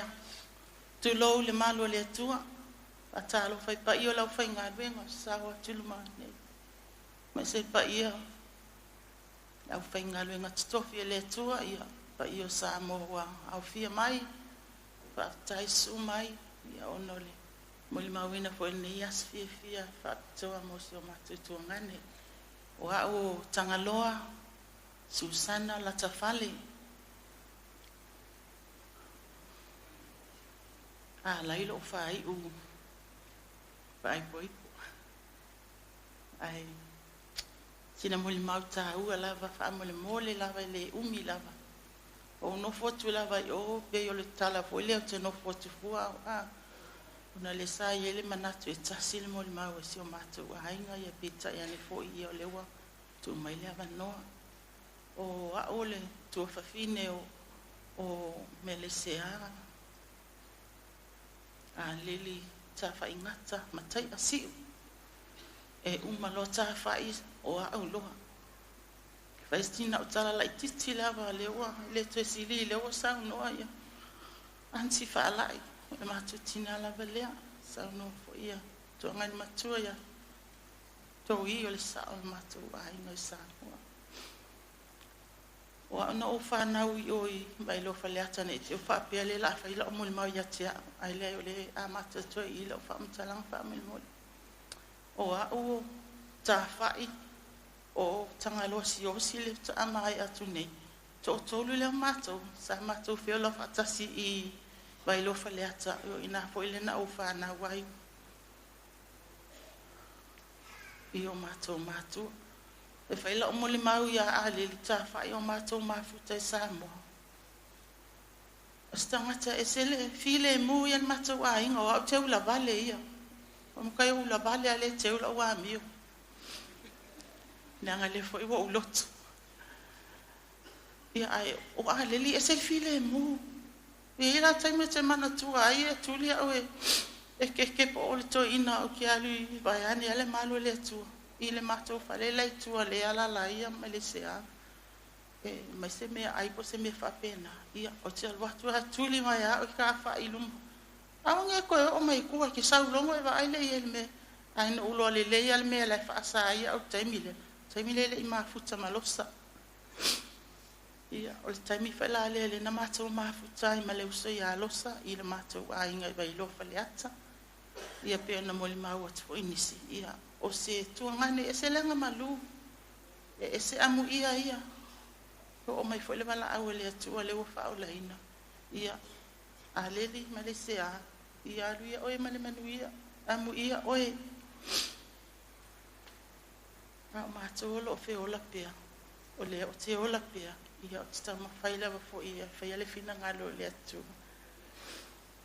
ina ia tato mo male langi mele o lai fa fa fitai Aleli mo me umana e fai ma e tufa mai o me alo fai tele mo mato e me se fo ia o nei tau talatu ia mali pa ia yo mato wa inga vai ane fo ia sungai fa fe ngai nga la mai luma ia mato tuanga ni matua ia toi ia fa pe fo ia tamai tai fai fe au ia tupuola rupi fa meo tato mafutai ia male lau tele si o matu ai ngole me fai no tai ai ese fa matalanga wo pa o vale to wasasi ia na foi en ole ai nalo fa mai le tua fa manuia tato mafutanga manuia fo i le whainga malanga Meleisea lo whaatu, whaatai tele su mai, whaatai malo ua mano, soifua.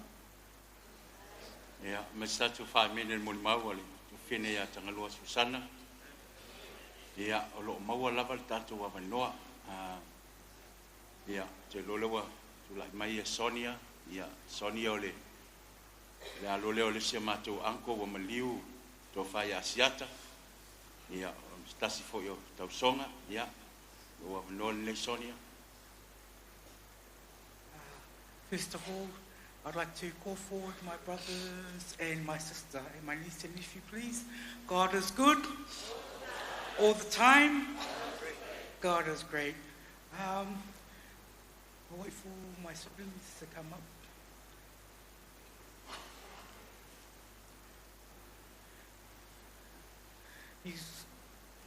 Thank you to the church. Thank you to the ministers that are up on the whaka. Sunga Awao and the singer Koinga. As you already know, my cousin has already introduced me, and this is my eldest sister Rita, and I'm the second eldest, and the third is in hospital, and then we have two sisters in Australia that couldn't make it, and then we have the eldest son, Kawhaingaka Alan, and then the youngest son, Angai Malo, Totalaso Aleli Mataia. I just wanted to do a short mulimau because I've had sort of like a little pond seeing our first cousin Meleisea Aleli when they kui to come to visit their church if there's a mission on. So I'll go and then he'll ask me to sing. One of the Lepule or Frida would ask me if I can sing a song. So I'll sing a song, and then when I finish singing my item, I go at the back where Meleisea is, and he'll say to me, and then I'll go to him, and then I just look at him. Yeah, but what I'd like to say is Meleisea, to me, from the bond that I see from him when I used to see him at church and at family things, it's going to be sad because he's going to be surely missed. He is one of the standing posts in our family. Well, Gausonga, our cousin Paui, is the eldest and he lives overseas. Meleisea was the eldest out of us at the moment while we were doing family things together. And another thing I noticed about Meleisea, I call him like he's like a soldier, fika, very humble. But no matter if he's got something wrong with his leg or whatever he's going through with dialysis, he still goes to church. He still goes to church. And we would like to sing, we were told it's one of his favourite songs, O Te Whatua Tuere Ali'i, because I surely believe Meleisea, he believed in God. No matter what he was going through with his sickness, he believed strongly in God. So if we could please have, thank you, we'd like to sing the song.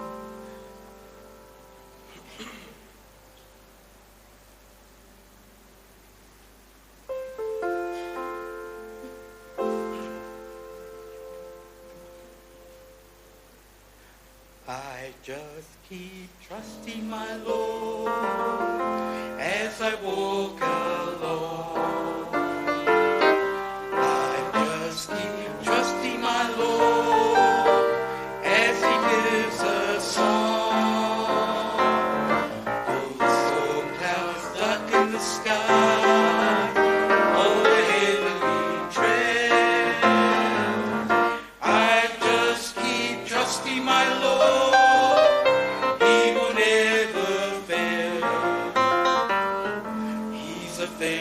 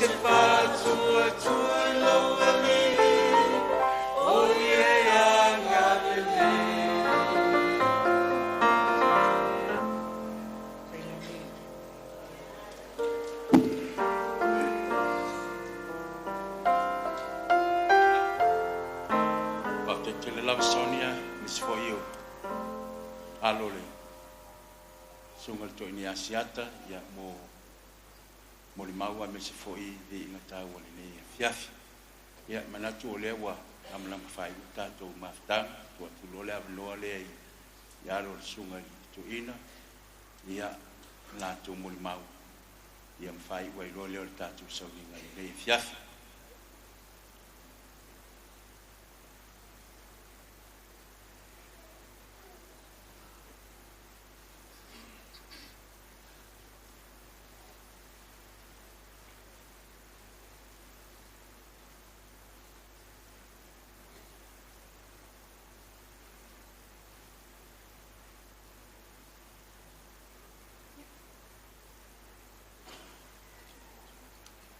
Mire tu ni fiafi. Utatu fila fia ni fiafi yo na tulang feneta ya. Te lo ala au sur mato pese mo pa mo tu mato pese. Se fa to ai fo ia. Ni vai ngale la asawa ni mila tu mulmau. Ia ona fa wa le mato mulmau leva pa fa ba lo te la.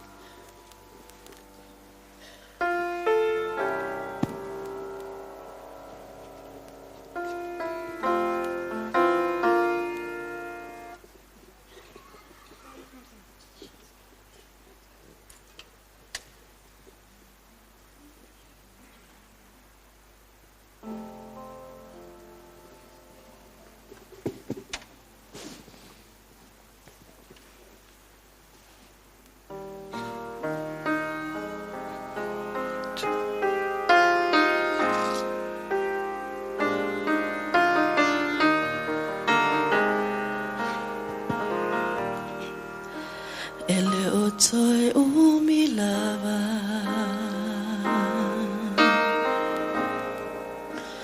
Mavaya tuai ole nei olanga Ele o toi umi lava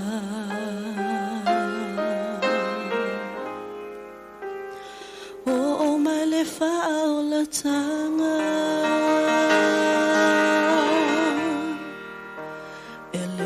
Toi umi lava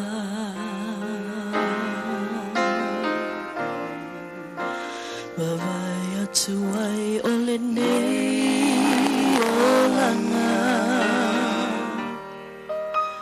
Ele o toi umi lava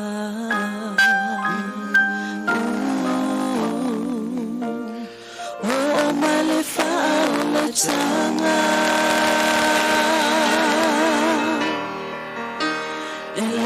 Tau sana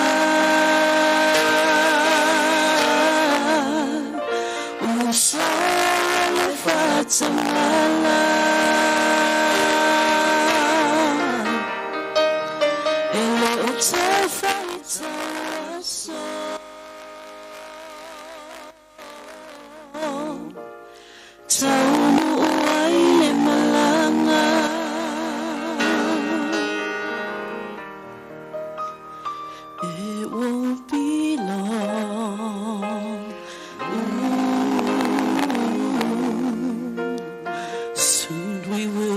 believe in Him. It won't be long. It won't be long. We'll be going home.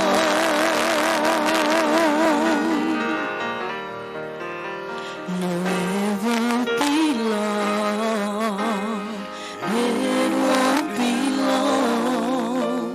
Soon we will be leaving here. No, it won't be long. Won't be long. We'll be going home.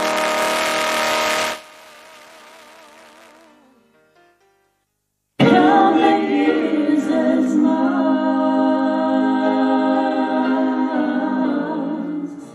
and count the months as weeks.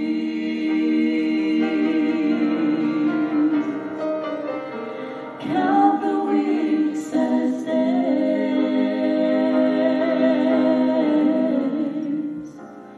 We'll be going home. Count the years as months,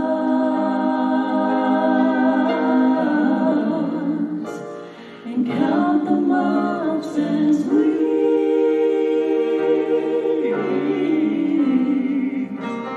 Count the weeks as days.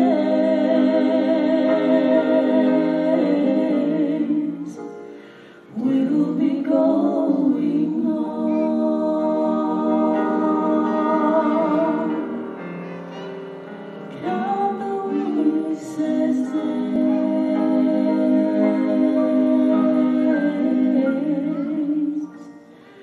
We'll be going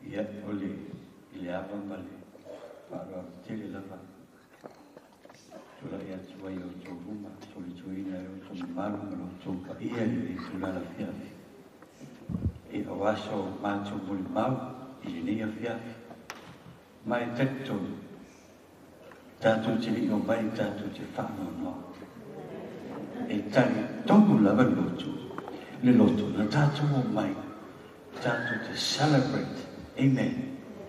Ai fa mai no ko fiong la fiong pa I o le tu amo ia le fano no. Ai sia e fa ma fana fana I le tu.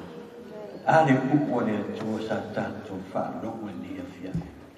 O ma fai ona fa ma fana fana I nai o fina ngama. Ia maro loto I le nei afia. Ia vi ele tu ni afia. Au te o tō whaafonga I mori mau, tu so o le mori mau le tino, mori mau I le ahinga le tino, o le o langa wha le tino, sa soi fua maola iso mātou te mā, au ne pito le titi I mātou vaenga I o mawhua ngale o whaafonga moia. Ai, o le pone la o tō whaafonga I se mori mau wha le anganga. Amen. Pa meile, le utara le na tuua ruma le pusa toina fe mai wo au tau le ua I u ya te au le tau silonga ua au taofi I le upu o le whaatotua I have fought the good fight I have won the race and I hold the truth and the faith o le tamane Ya Meleisea Aleli Mataia swafa umayena to fafunga. Ole George ma. Amen. Mai la bre tepi na to fafunga na mai nei sila. Tare ine la mo matina la inga le upo le atua. Na amata mai lo le temina ina ua papatiso ina to ina mai atari ina le upo monio le atua. Na amata mai lo na erona o langa tau. Le o langa toa matoto ma. E o mai lava i aso o lewa whamana vaina le atua ananga ngana. O lai tau wa tui. Ni ia le atua le afiafi. I le loto na ia tuina tuina. Na ia tau mai mo le atua. Mai lava lava tanga. Se yo o mai i afiafi le nei. O te manatua e so se temi lava e mo ina matua tuina e na te tau. Tara pe sau no mai a matou o whanau. Wa so se temi e mo ina matua e fau tua mai a. Amen. Te loa hapena o mama tua lea lana mai nei. E le se te maku si tina e le fia fau tua. I lona ainga polo na whanau. Ta mana lea e fau tua mai a matua. E fau tua mai le ngatari o langa whanea langa. Ai o le maule e tau ave matu tama. Le mau fo o le matai o ono. Tai upu i tolu su matonu. I o tau mua isa ili le maa lo le tua. Malana mi o tolu. Ona whao o ina i o lea o mea uma ia timutu. Le mau tau avia lea matu tama. So temi e whai matu whenga lotu. Lo whanau ia o tau mua isa ili le tua. O le lotu a tol matu tama. Ia matu wola sa ili le tua. Ina ia gere whamanianga le tua ia ti matu. E whanisi tala o matu tama o te mana tua foi. Whameo na whamatalana. E iai le aso, e iai le tegi, tau te le toi whaarongo i loi leo. A o mōko le mana waola mai le atua, la ia whaia ngalwena o le au ina i mātou. A o ai, a o ao, whaatunu, whaapoto i mātou. Ina ia mātou i roa ola, mātou tapu i le atua. Leo e le aso, o mātou le toi whaarongo ina si whafonga no mātou. Le tai o awa onga uma o mātou te mana tu mai e te mātou. Lea la o mātou te mana tu. Ma mātou te mawhai, mātou te ole. Mātou iei le, e whai mai me sata o tui toina, o whea tui le mātou aina. But the only way e te whiroa i e mātou te mana, o lo whi nau le langa. That's the only way. O whai tia. O le tau tarai. A leo o le tau tarai. Au lama la wala mate toi ma futa i makuta ma. Ia Meleisea. Pea o whinau i o opo le langi. I o mau le langi ma le ole whakapa. Amen. Te ua, e na tau titang tanga i mai to te le mātou. Te ua omi ia so umuri mau. Ia ala mau patule ma no i vaenga mātou tua lea. Si fai si la tō mui mau. Ai, ili mai le roto, me ta ero le roto ma le anganga whaafitai tere. Whaafitai le su mai le nato tātou ainga hua. Me se fōi mano tātou Meleisea. Uso ma wōma whaiona whaatasi me lea whiawhi. Tau ina ki e whamanuia le tua tātou ainga. I lea whiawhi ono Yesu. Amen.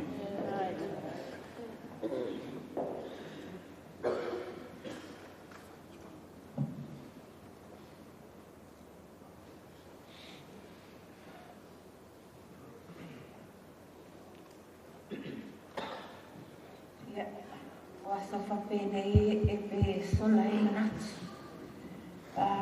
O a ole, to alua ole, atali i matua, to ina le mo moe ne. I le tausanga e tasi a whei waslau i wasun maliva.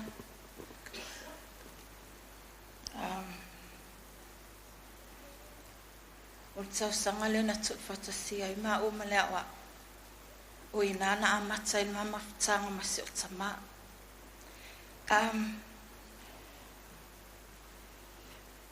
O te loe lo te le lawa o whai ase o loto vai vai. Pea au manatu i le mama whatanga masi o tama. I'm trying to be strong for my kids, but e whai ase whaingita, Tasi vai vai. O luas fulu 5 tausanga. O mamafutanga matoina.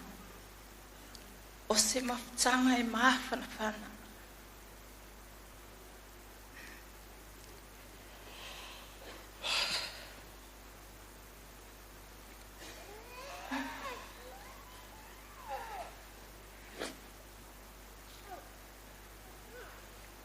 O ia se tama e to ailo tama fatia te lo temi.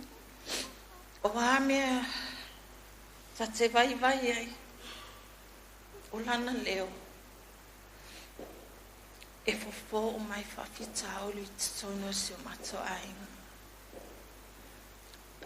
O se tama e whangalunga ta.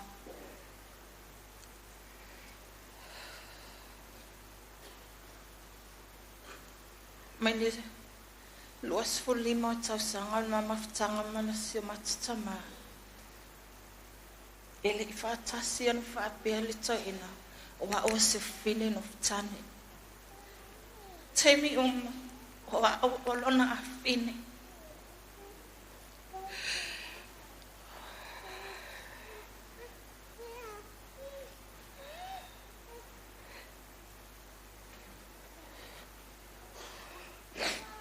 E tangi ma malingi loi mata li misian mafutanga matama. 25 years o na mafutanga e le se taimi lai titi.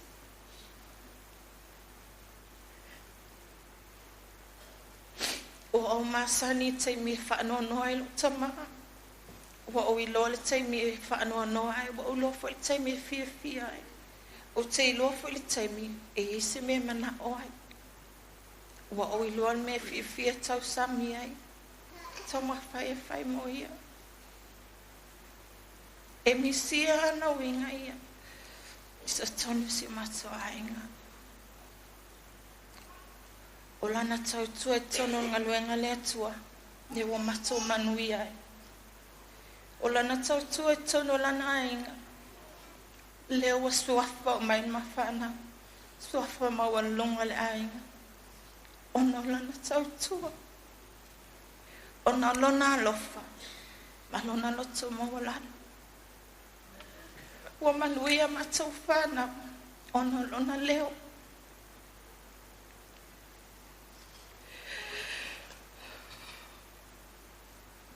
Le amisia so tomorrow. It hurt me really bad today on my way here. Fatoa o longon for mafatia.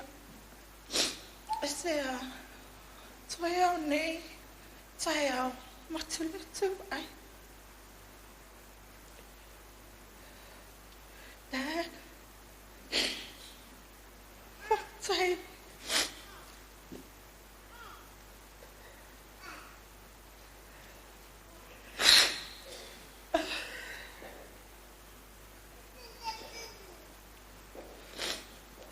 Tai tele tama. E lo fa mawani te o malo fana. Tai lo fa tina. Pole an me tau samiento ina. Mama me o maten no foi. E o atu ma se matutina momoli atu se me ai. Le ase me na te maua. Awa so tina lo matoma. Whaftai tele lava tama. Ele ngalo oe. Ma ole amatu tau whaere me sili.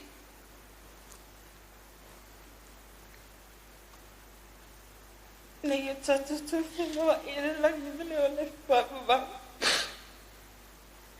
Asa tama e look up la whainga luengane atu ore. Amisia.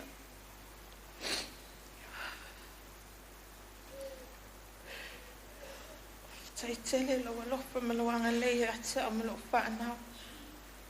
Whaftai mea o mana e whaia mo ma o ma whana. Sau ia o e tama pele.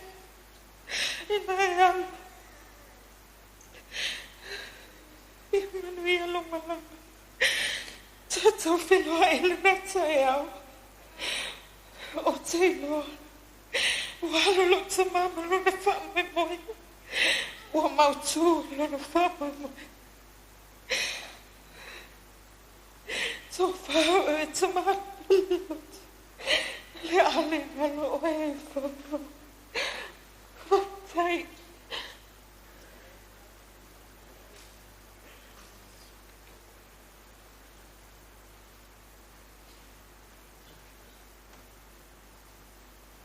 Talofa leo fia. Momono o whaatalofa su manu tatu a fia ni tula fiafi. Manu tatu mtanga lwenga mai maunga titele se iyo maunga iti. Ai mesi woma a inga mwhaina mafuta mai ni tula fiafi. Ya oa usala ngona lava lo uloto vai vai ai betai. Ola ngona lava lo malo si na ima whaina pai se moli mau. A wasio mato tama. Ya oa ulona lua olo ingoa o Helen Aleli Mataia. Le mama fitanga malo o tama. Te amata mai la I te mesa o lai titi ai. Ne te iwha pe o tō o mato tama e sawa. Sa ya te mato le whanau. O mana tuli si asona malaiti a mafrida. Maola I e whafo, mata upe I le waiatanga mea si itulo wale malumalo le atua. Mata upe le waiatanga mea. Ona mata amilo ta amilo ngau le waia. O vai aku, o sao mako inga, o whaapia, ma eli lo mawhira ma o le paka ma ngofo ai. O mi ase kemi ma ngofo I mawhira le paka, awa ma te iloa, a atu ni le whale, e whasi ma o mawhira. Ma nofo ela I le paka o whaapia I a whira, a popo o mali ka dada, mai a kao. A ma te atu, o lai nofo manana fuspa, o whaatalitali mai ma o. O le whasinga la ma o whasinga ma o e whira e lo toina. E tāpuni le lei al whai totoa. Ai tā alo le pingo ma o le fuspa. A umaro na fasi ma o mawhira. O na whaanofo loi ma o I lalo whamai. O le matua alofa. E a wai whaatonu masasa. O whaapia. A lofa e kinga. Ma olo le I mawhira tonu potu. Ma whai tau pe fia, whai longa wa maua poa e tele la whai longa wa maua I le tasanga ma ua matau tama. O winga o lo tama, o se tangata tausa a fia, o se tangata e tumu le alofa, o se tangata e loto mawalalo, o se tangata e mana o e tasi lava le ya te matol whanau. O se tangata e le mana o e se mea wha le tonu, to tonu le mato ainga, a me se to tonu ngalwenga le atua.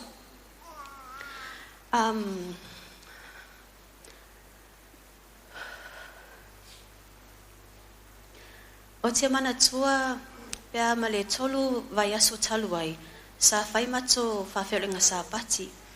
O au o lo tina ma lo tamato o tolu lava mato o whali. O whai mato whawhiringa sa pati o vai ato lo tina o whaangalingali moe a lai sawa lo koe ingi.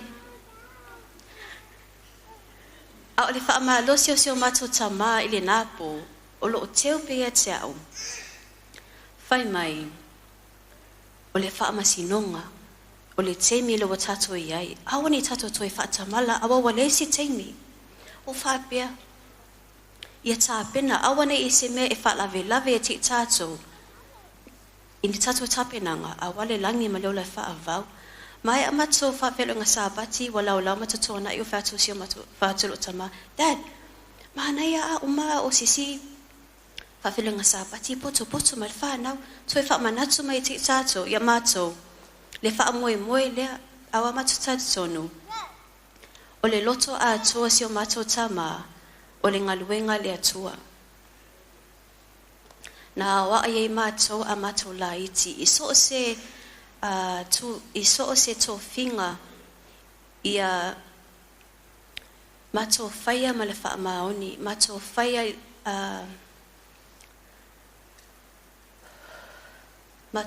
le mea sili a wāle ngalwenga le atua. Tele teimi e whai mai whautuanga si o mato tamai te mato le whanau. Alana whatuanga, wha mua le atua. I mea lava I leo langa, wha mua le atua. O na mato wa aia lea I la au po wha amanianga le atua. O isi teli, a whaia e o tusi o tama. Pamelo te lea, o stongo. Ya, vai lo va ma le tua. Vai ko e ka maoni le tua.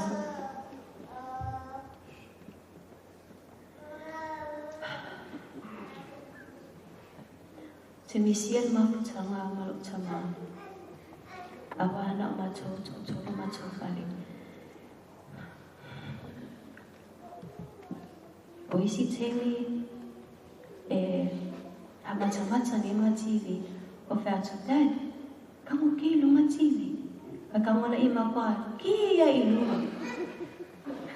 o fa dad o si so dad kamu ki lalu enen mo kwa ki ya lalu enen la mo se le o TV o isi tele fa dad kamu ki lu ma kamu ka pe o isi tele dad kamu suile chen ai ka be TV ai le mal remote le buku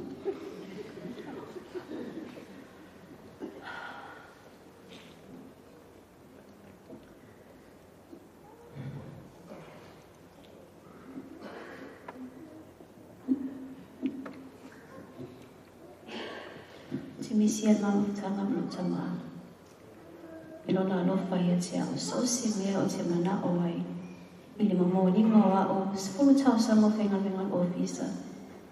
Every day he would take me to work. After work he would pick me up. He did that for 10 years. Or you see, tell me every day from the bakery from my Helen, a little more say potato top, just steak and cheese. I'm like, oh yeah, okay, Dad, why steak and cheese?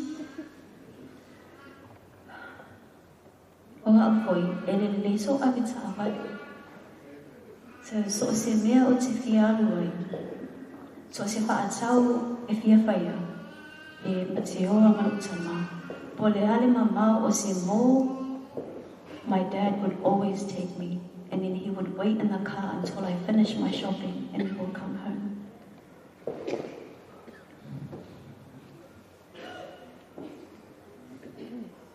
Au te loa, whao mi uingo ni mau me tūla.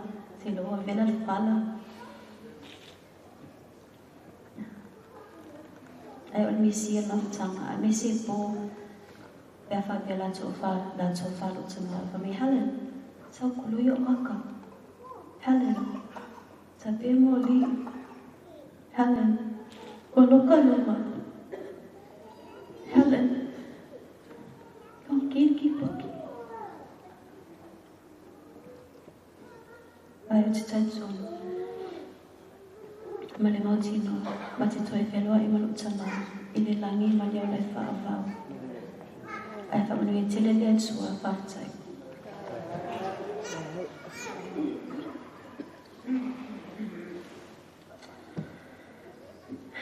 O mi tele mon mau leo sumatua. Talo Philadelphia. God is good, and all the time. Yeah. Malo na maswefua malangi malutatu mafutanga ne fiafi malowingoa o Frida Patelesio ya masuila ufai ono faila utolua o ole wii ya po le pele fo ole toina o te fia face one mau short and sweet mai tātou nea fiafi, ia e wingan ma ua mawhitanga ma si o te mā.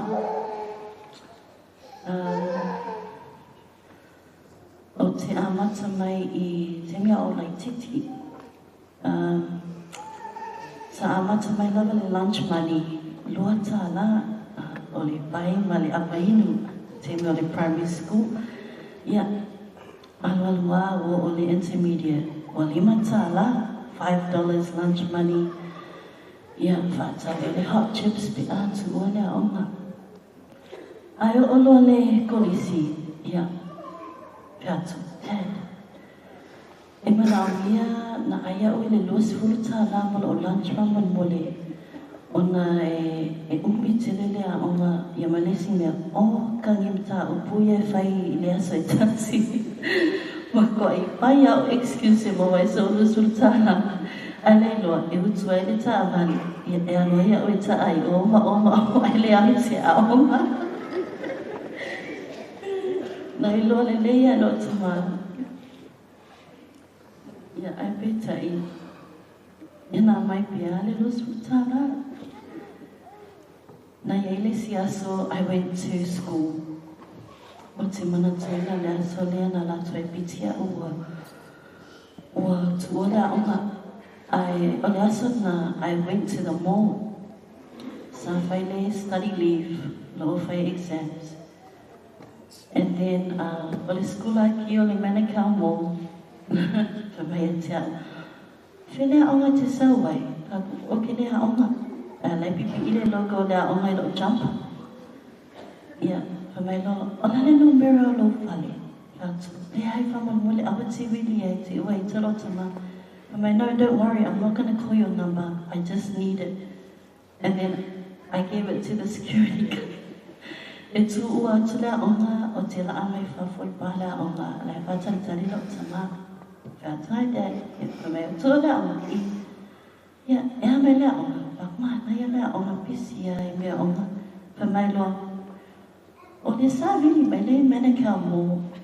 Sa ia onga le mall nei aso. Aku, ona vili aku mai, o le school aki whakpepelo, kere ngā school aki. I think it's a prank call o whakanga pepelo. Si o koe inga. Ia, ele umako kana hui, I love it, mali pepelo. Ia, ngā maoana ia whale that day. Ia, ma fasi ai hau ka male. Se io o ngā ole whale. Ia, kana lia, fuskau koe inga ai.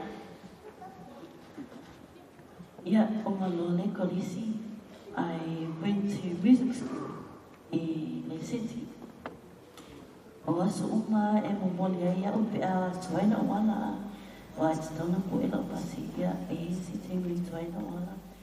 Ia, lo si tua ina molia, o ia la mau. Ina tua molia, a ngana o koe piki, a o ina ia te ni pipia, I'm too cold to bus, or I'm too tired. Yeah, okay, wait there. Taliana to ina. He never ever complained about anything. I never heard him complain about anything. Awar mele complain ai siota mai siting olong tua. So atina olong tua I sito ina istenia pano watu ya dosa. Ki fala mai mele kya kwai fala mai mele kya kwai ya. Bawana te me whaklonga leo tō ina. Te me itai. Ia mai te me le asasai mai tō whānau. The most important memories that I have, they are all important. But I had the honor and privilege to take care of my father at his time of need. Te me lea ua whatua ma iai o ia.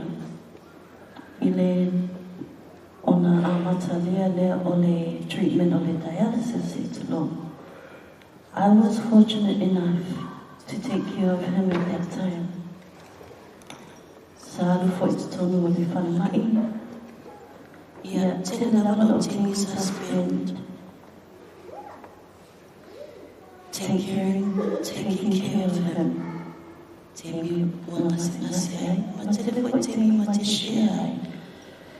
Wata ai atu, ole te kusara mara si o te maa. Ia, ona wha. And then he'll remind me, Frida, amane e ngalo, o lua o ohe te oe, o lua o ai te oe. Ia, ma whaiwhara lelo tō lua. Whaiwhara lelo tō lua, au e te maa te tele, mai e o se tai a te iawa o ia le ulu lua a inga. O nisi te mi o te mawhawhau ai I si o tama. There's always a word that he says. There's always a saying that he says to us at every family gathering we have. Ma o le upu foina o le awha o mai na e lo o mole mau le nea fiafi. Whamai le tala lo tama I so o se whatever you go through. I te tono le lotu, ngaluinga le tua po te tono le ainga. Let go and let God. O le quote lavalanga o le mato tamai a te mato le whanau. E te wila o loto ia so uma lo wola. Si o tama pele,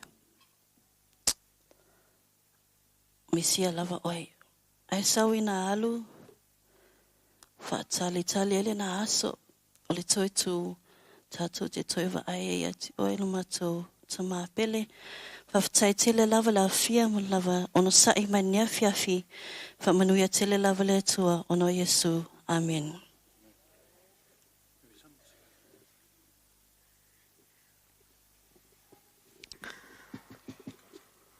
God is good all the time.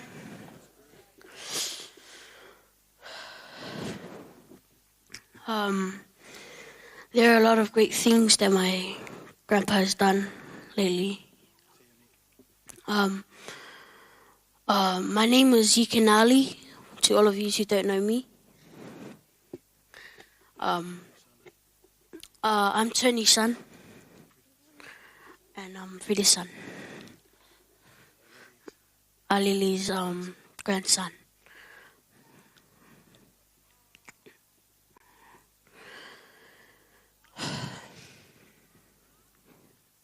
Every Sabbath on lunchtime, he would offer me a sausage if we were eating sausages.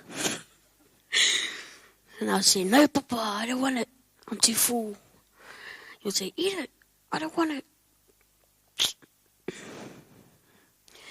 If he would have a fizzy drink, he would give it to me, even though I wouldn't want it. Every Sabbath on lunchtime, no matter where we are.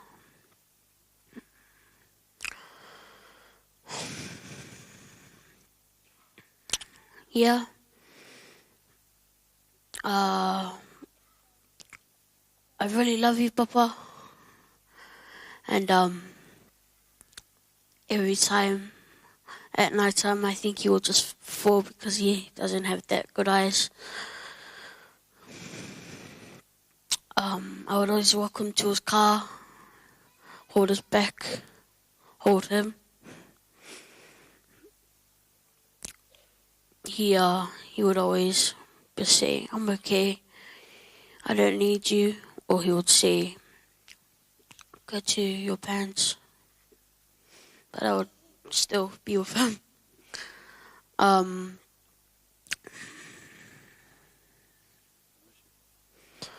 gonna really miss you, Papa. And I'll see you again soon.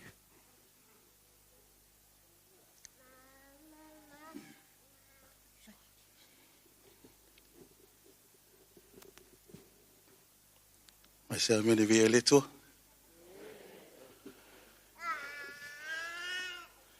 Ia. Lo nei tangata.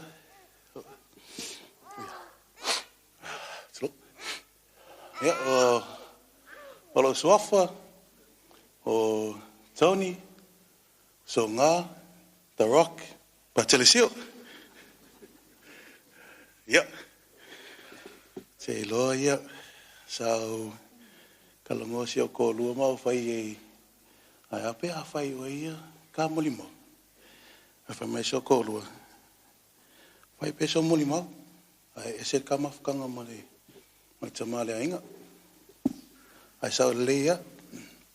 Ia o ke umo lava ona o whakolo waku pa ia whakawha ku puma lau ai.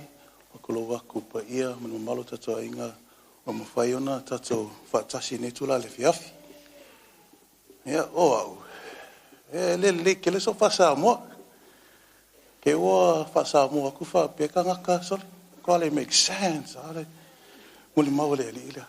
Ia, ole au ka mawhai aku pea. Ia, ale mamawtanga male nei to ina. Sa mata ina ia le lua fe suman fa o le tausanga le na ma fa ipui ma seo so lua le a frida ya o te loa ia when the Toina found out about me being the one to steal his daughter's heart. Te loia e sa le fia ko inga. Sa le fia ko inga.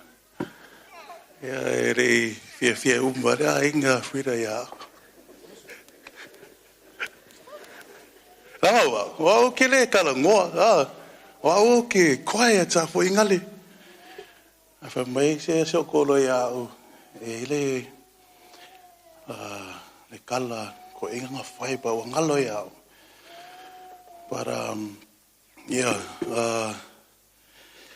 mama whatanga martoina, it was a very humble experience. O te fia whaftai atu si o te mālea. O e kele mea ngā wau mai. Ia. Ke lolo whalong kāi ko ingale. Kele ma kele sa paki e whamai au. Selelo awa. Selelo awa ngā. Pa e lei whapea, he told me whaingale as a grounding. He just said to me, ka ko ngā ma oi, sa paki e le kua.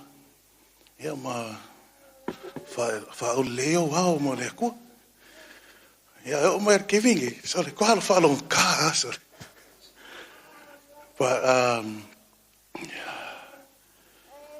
mama whatanga matoina, ia, kasi ar keminga o ke ngia, ia. I remember the very first year, o malon mawhai pui ponga masi o koloa. Then I moved into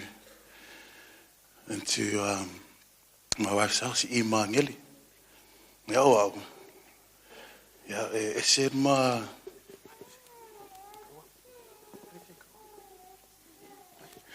Yeah, we grew up differently. We grew up differently, me and my wife.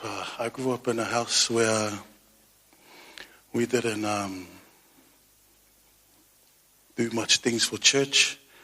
I grew up in a household with brothers who were free to roam around. You know, I grew up in a house where we didn't know too much about God. And kaluanga mako o mai ngai le upumongi le kua i le sister kuko kasi in 2006. Yeah, I kind of found my way around knowing about the truth, and also it was a humble experience meeting Aleli for the first time, Meleisea. I remember the very first time I got in trouble, 2014. So it was my day off on a Monday. I'm going to stay home today because it's my day off. And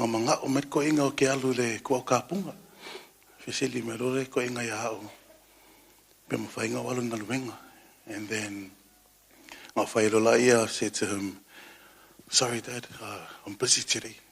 I'm going to take my kawali.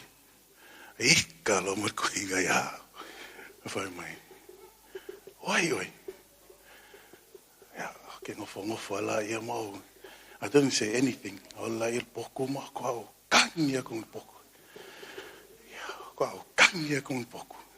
Because I was like, it's different in every household. And after I moved in, after I got used to Meleisea, he treated me no differently. I became his son.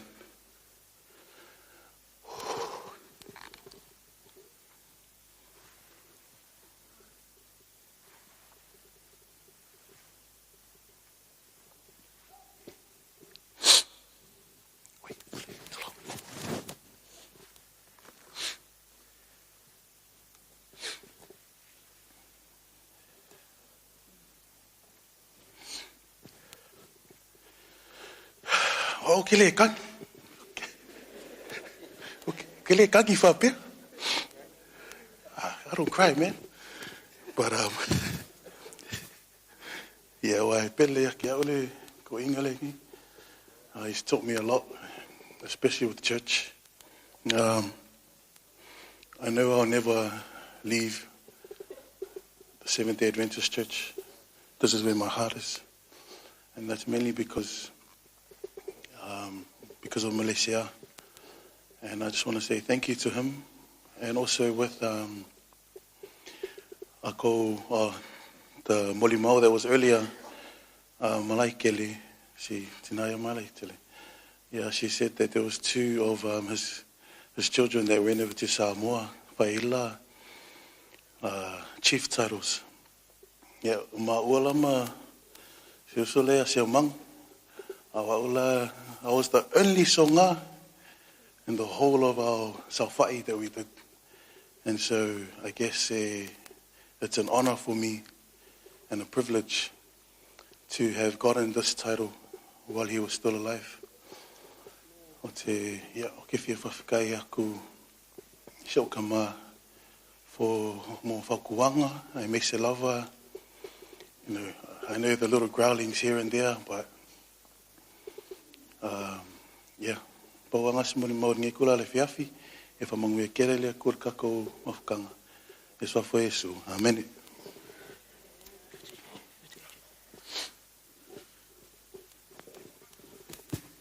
Cheers. Te langwe se amene. Ia lea whapupu o tu ia lau mani mau. O tina lau vai ho fia ai fo. O lau ingoa o Samoan Aleli Mataia. O au o le matua o le whanau. O te fia whaasa o atu le politini. Tusimirunga o toa fitu mātou. To iwa mātou. To tolu leo. Ia malwha so ngā mawhirida. Ia mapusi e lua herenai o lato whale. A fia whaasa o atu ai whai whailoa atu ai whaman mole. Te wangalo I whoia. O lo umuri mau te reo whia umuri mau ia te au. Te whia umuri mau I le lofa o sio mātou tamai te mātou. For 9 years, it was just me. And then my parents adopted Tyrese. Tyrese was born, 2008. And then, yeah, so for 9 years, it was just me. I was the only grandchild. I had the longest relationship with him. And,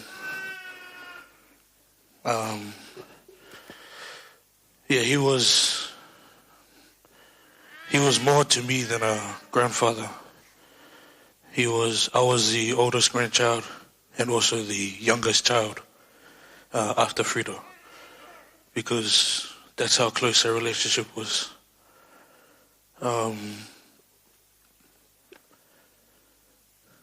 He feared nothing but God.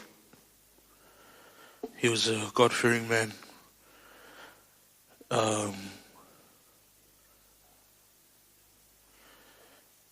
Yeah. He feared nothing, but we definitely feared the hidings that he gave us. Now, a'o lava le tamititi o e lima toina. And, yeah, e ti ngā lava.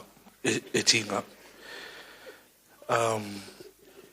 O le toina sa so se teimi lava e maweleva no toina. He'd remind us about God all the time. There was no separation from, every day was a reminder about God's love, about what God's done for us as a family, and, how He's brought us here today, and He's the reason why we are who we are today. And I thank God for giving me a grandfather like that, who truly loved us wholeheartedly. And yeah, I thought my one more was going to be easier. Sorry, my bad. I should have wrote it down.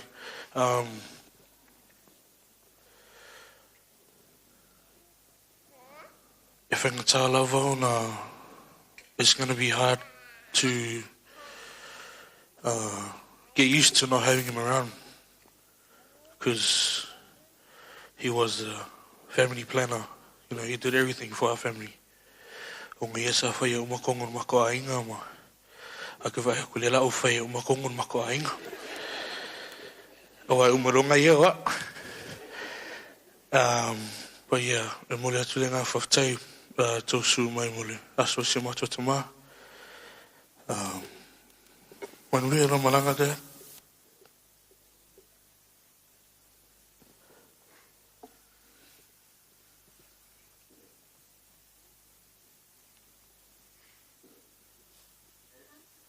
Thank you for all that you did for us while you were here. I just hope we were able to make him proud while he was here. Whaftai te lawa tatu o whiasu mai. Ia longa mauna whaftai.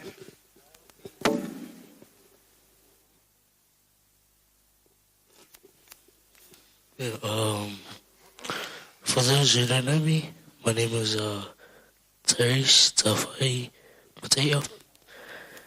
I'm Melesea's third oldest grandchild. And I want to keep it short. Just want to say thank you, Papa. I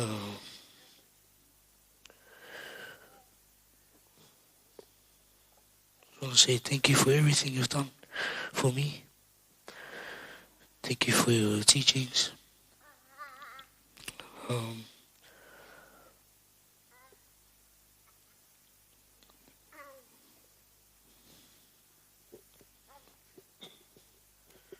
I'm gonna miss you, Papa.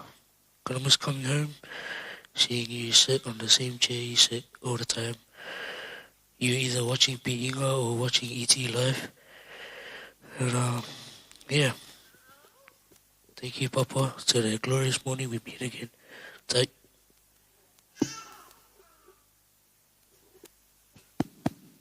Lele tua. Tai lava. Lele tua. Tai lava mure abanoa. First and foremost, I'd like to thank the Lord for this glorious day today. For our grandpa, Meleisea Aleli Mataia. Longo PJ Matafeo, one of Melesea's grandchildren. Sorry, I'm a bit scared right now. I don't like being on the stage right.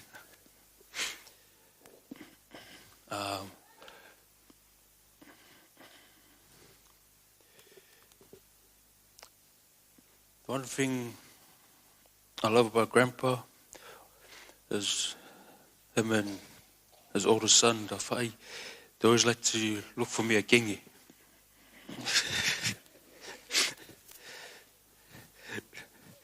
That's the one thing every time I enter his house, he always asks me, why am I looking?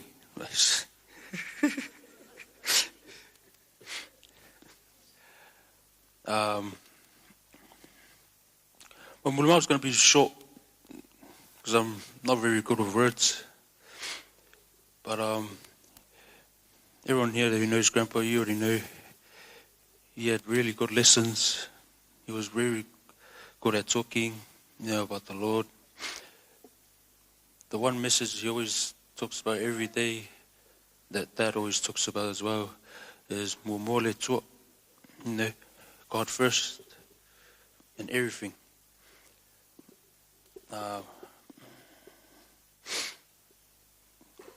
Grandpa, I'm going to miss you.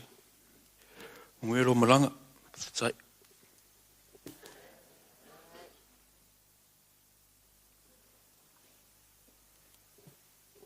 Malo lava le, ono sai, lava pale il malo il tato au fia. O la fai uina il mato mori mau i se mato pese, mato te, ma vai le nea fia fil mato te ma ima fa umaia mori mau la, vaenga mato tua ia, fa tai lava le, ono sai.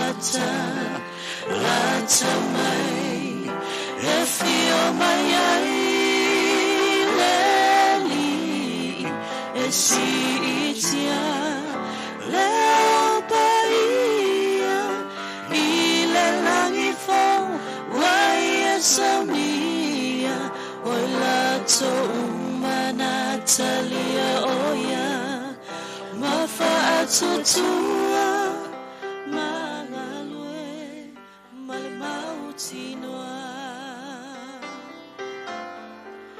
tato te lau tutu iluma ole no foa fama sinonga matali tali atuile tua imea uma satato faya peleanga pesa efa amaoni pesa efa atama le au soe tatawona ta tomautinoa senanga fo afasia ila tatou sauninga po ua eloa wana o Yesu Yesu te maua leola o usoe ele tu famonga se tasi leiunga la filifilinga ne ituai ona fai senganga fo afasia ila tatou sauninga po ua eloa wana o Yesu Yesu te maua leola o usoe ele tu famanga se tansi leiunga la filifilinga nei tuai ona fai la filifilinga nei tuai ona fai la filifilinga nei tuai ona fai.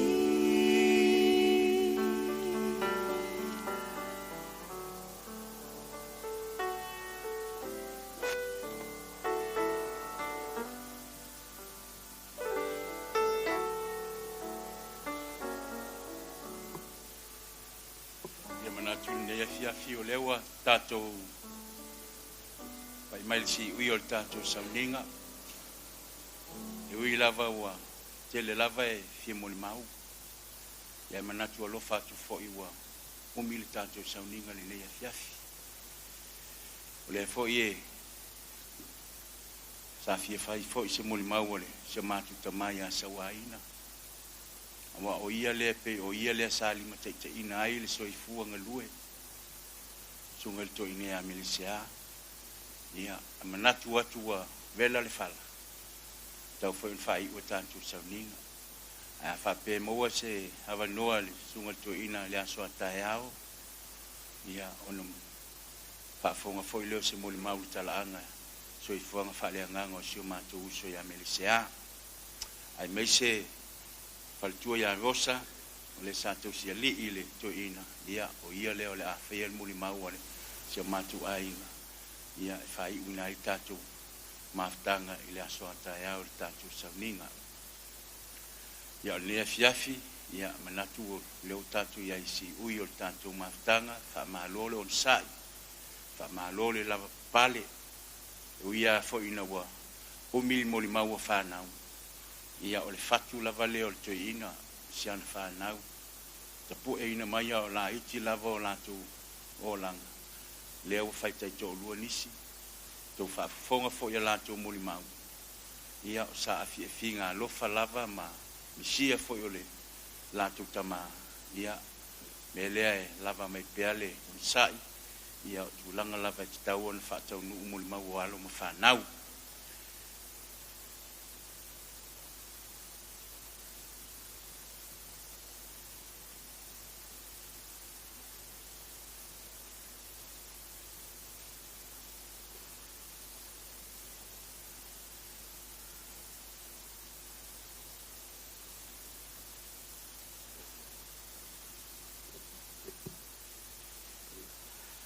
Reino le tua se to ya langa sa wa mini.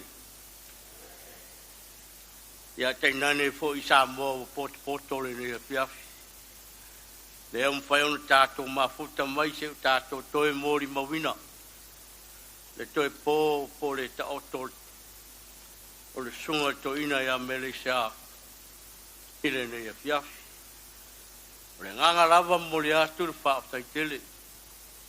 E tātou mawhtanga leo fōu o tau whafonga mo tātou whalong. I mōr mau al whanau e mese fōi. Mōr mau a inga nei pō. Mna tū lea la tātou tūlai. Pai wina tātou sauninga. Pā fitu al vi inga le tua.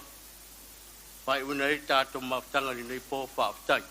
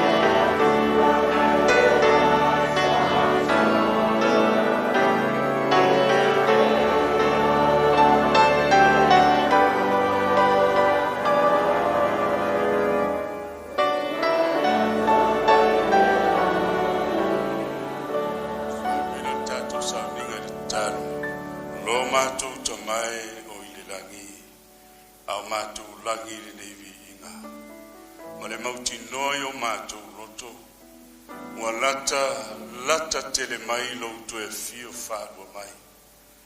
E vina atu lau whanau o lo ainga. Na e pu lea, ma wha malo losi e whaia lo whina. A wawa mātu i loa le atua, o lo iai lo ainga i le lalo langi nei, o e whaalongo matalia mausta i lo whina. Mātu whaalongo i mori mau le nei po, whaftai le atua i tā lengi, ma le tomai, ma le whaonga ina o le soifua o lau auna, toi ina, mo le ngati tu tonu o mātou a inga, ai maise tu tonu o lo a inga i la le nganga. Wa ave ai mori mau o le ne afiafi tama, o se le sona tā ua mo i mātou lona soifua. Lona soifua na ola ma au na ai au e au ina, i lau tala le lei ma lau kumo. La na feta lai lau a fionga, e le ai se fia siri le nei. Pe ai whaalongo sa vavali lau whanau le upumoni. Whaftai le tua e uina ua moe la mātou uso o lau auna. Ai whaftai ua moe ma le wha moe moe. Mua lata le ase te a fio mai a. E le ngate si tia o i la tau e mo moe i le tunga mau o i la ua fio. O lau au auna le atua ma le mauti noa mātou loto e le whaafsiringia e tusa o aua fionga. Mo saunia ma tā pena o ia mo le nā nu, ma le nā a ai mātang o fie.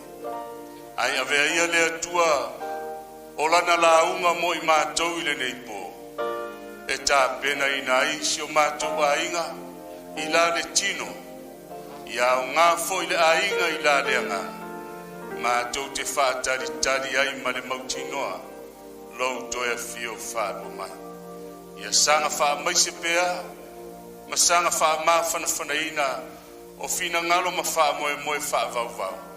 O a inga e lua, ai le ngate i leo o lou nuu i la lea nganga. O la mātou te taro lea mātou fau matu ua i a inga. Turi muri au ina pēa i mātou e lo alofa tūnoa. O lo wanga le lei fai pea, ma le maftanga lilo ma lo wanganga pa ia. O la mātou te talo lea whamanuia le nei au fia. Whamanuia i mātou uma e ala Yesu i lo suafa, wa mātou ole ma te talo tuai nei. Amen.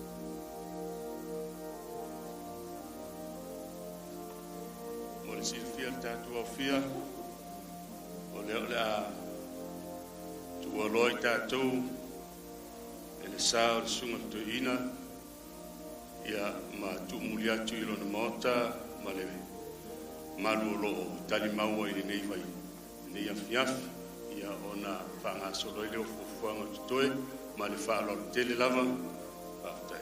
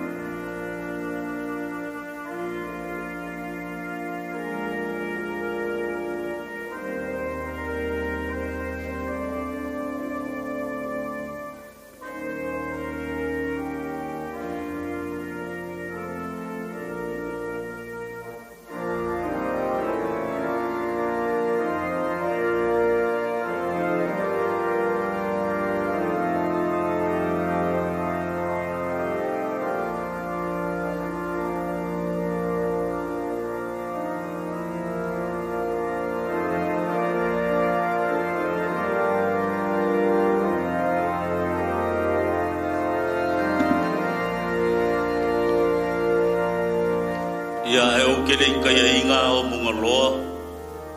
Pe o ke kalar ka afia ko lua le ngai fo ia le aso le ainga sasa o mako. O ngau wha kulou le langi lea. O I ka lofo le wa ka ali inge le ngafo kwa aku. Wa mapu e fo I lau mea le wa manu le fale o kaukai. O sasa kuri mama mai ale wa longo. Langa wa ko aia sa le basa. Le ala le asanga karikari le fisit whainga. Ia wa leo le lau wa mangu pe kai o le whaamuli o aku. Mangaku leo le ka ofi. Ia wa ia lofa ile mamanu le ufai ngā renga. Wa ia ia inga lua i ngai ku ke kele mo ngai ku kaulangu. Ele ngā kai leo paolo mangafa. Ngā sau sema o ngō le kua le malo. Le fionga ia Meleisea Aleli Mataia. Mangaku leo le ka ofi o le asawe o lo olo sa o le seunga. La ngai makua le whalewea. O ngā whai leo lo leo whakawa e whai maufonga.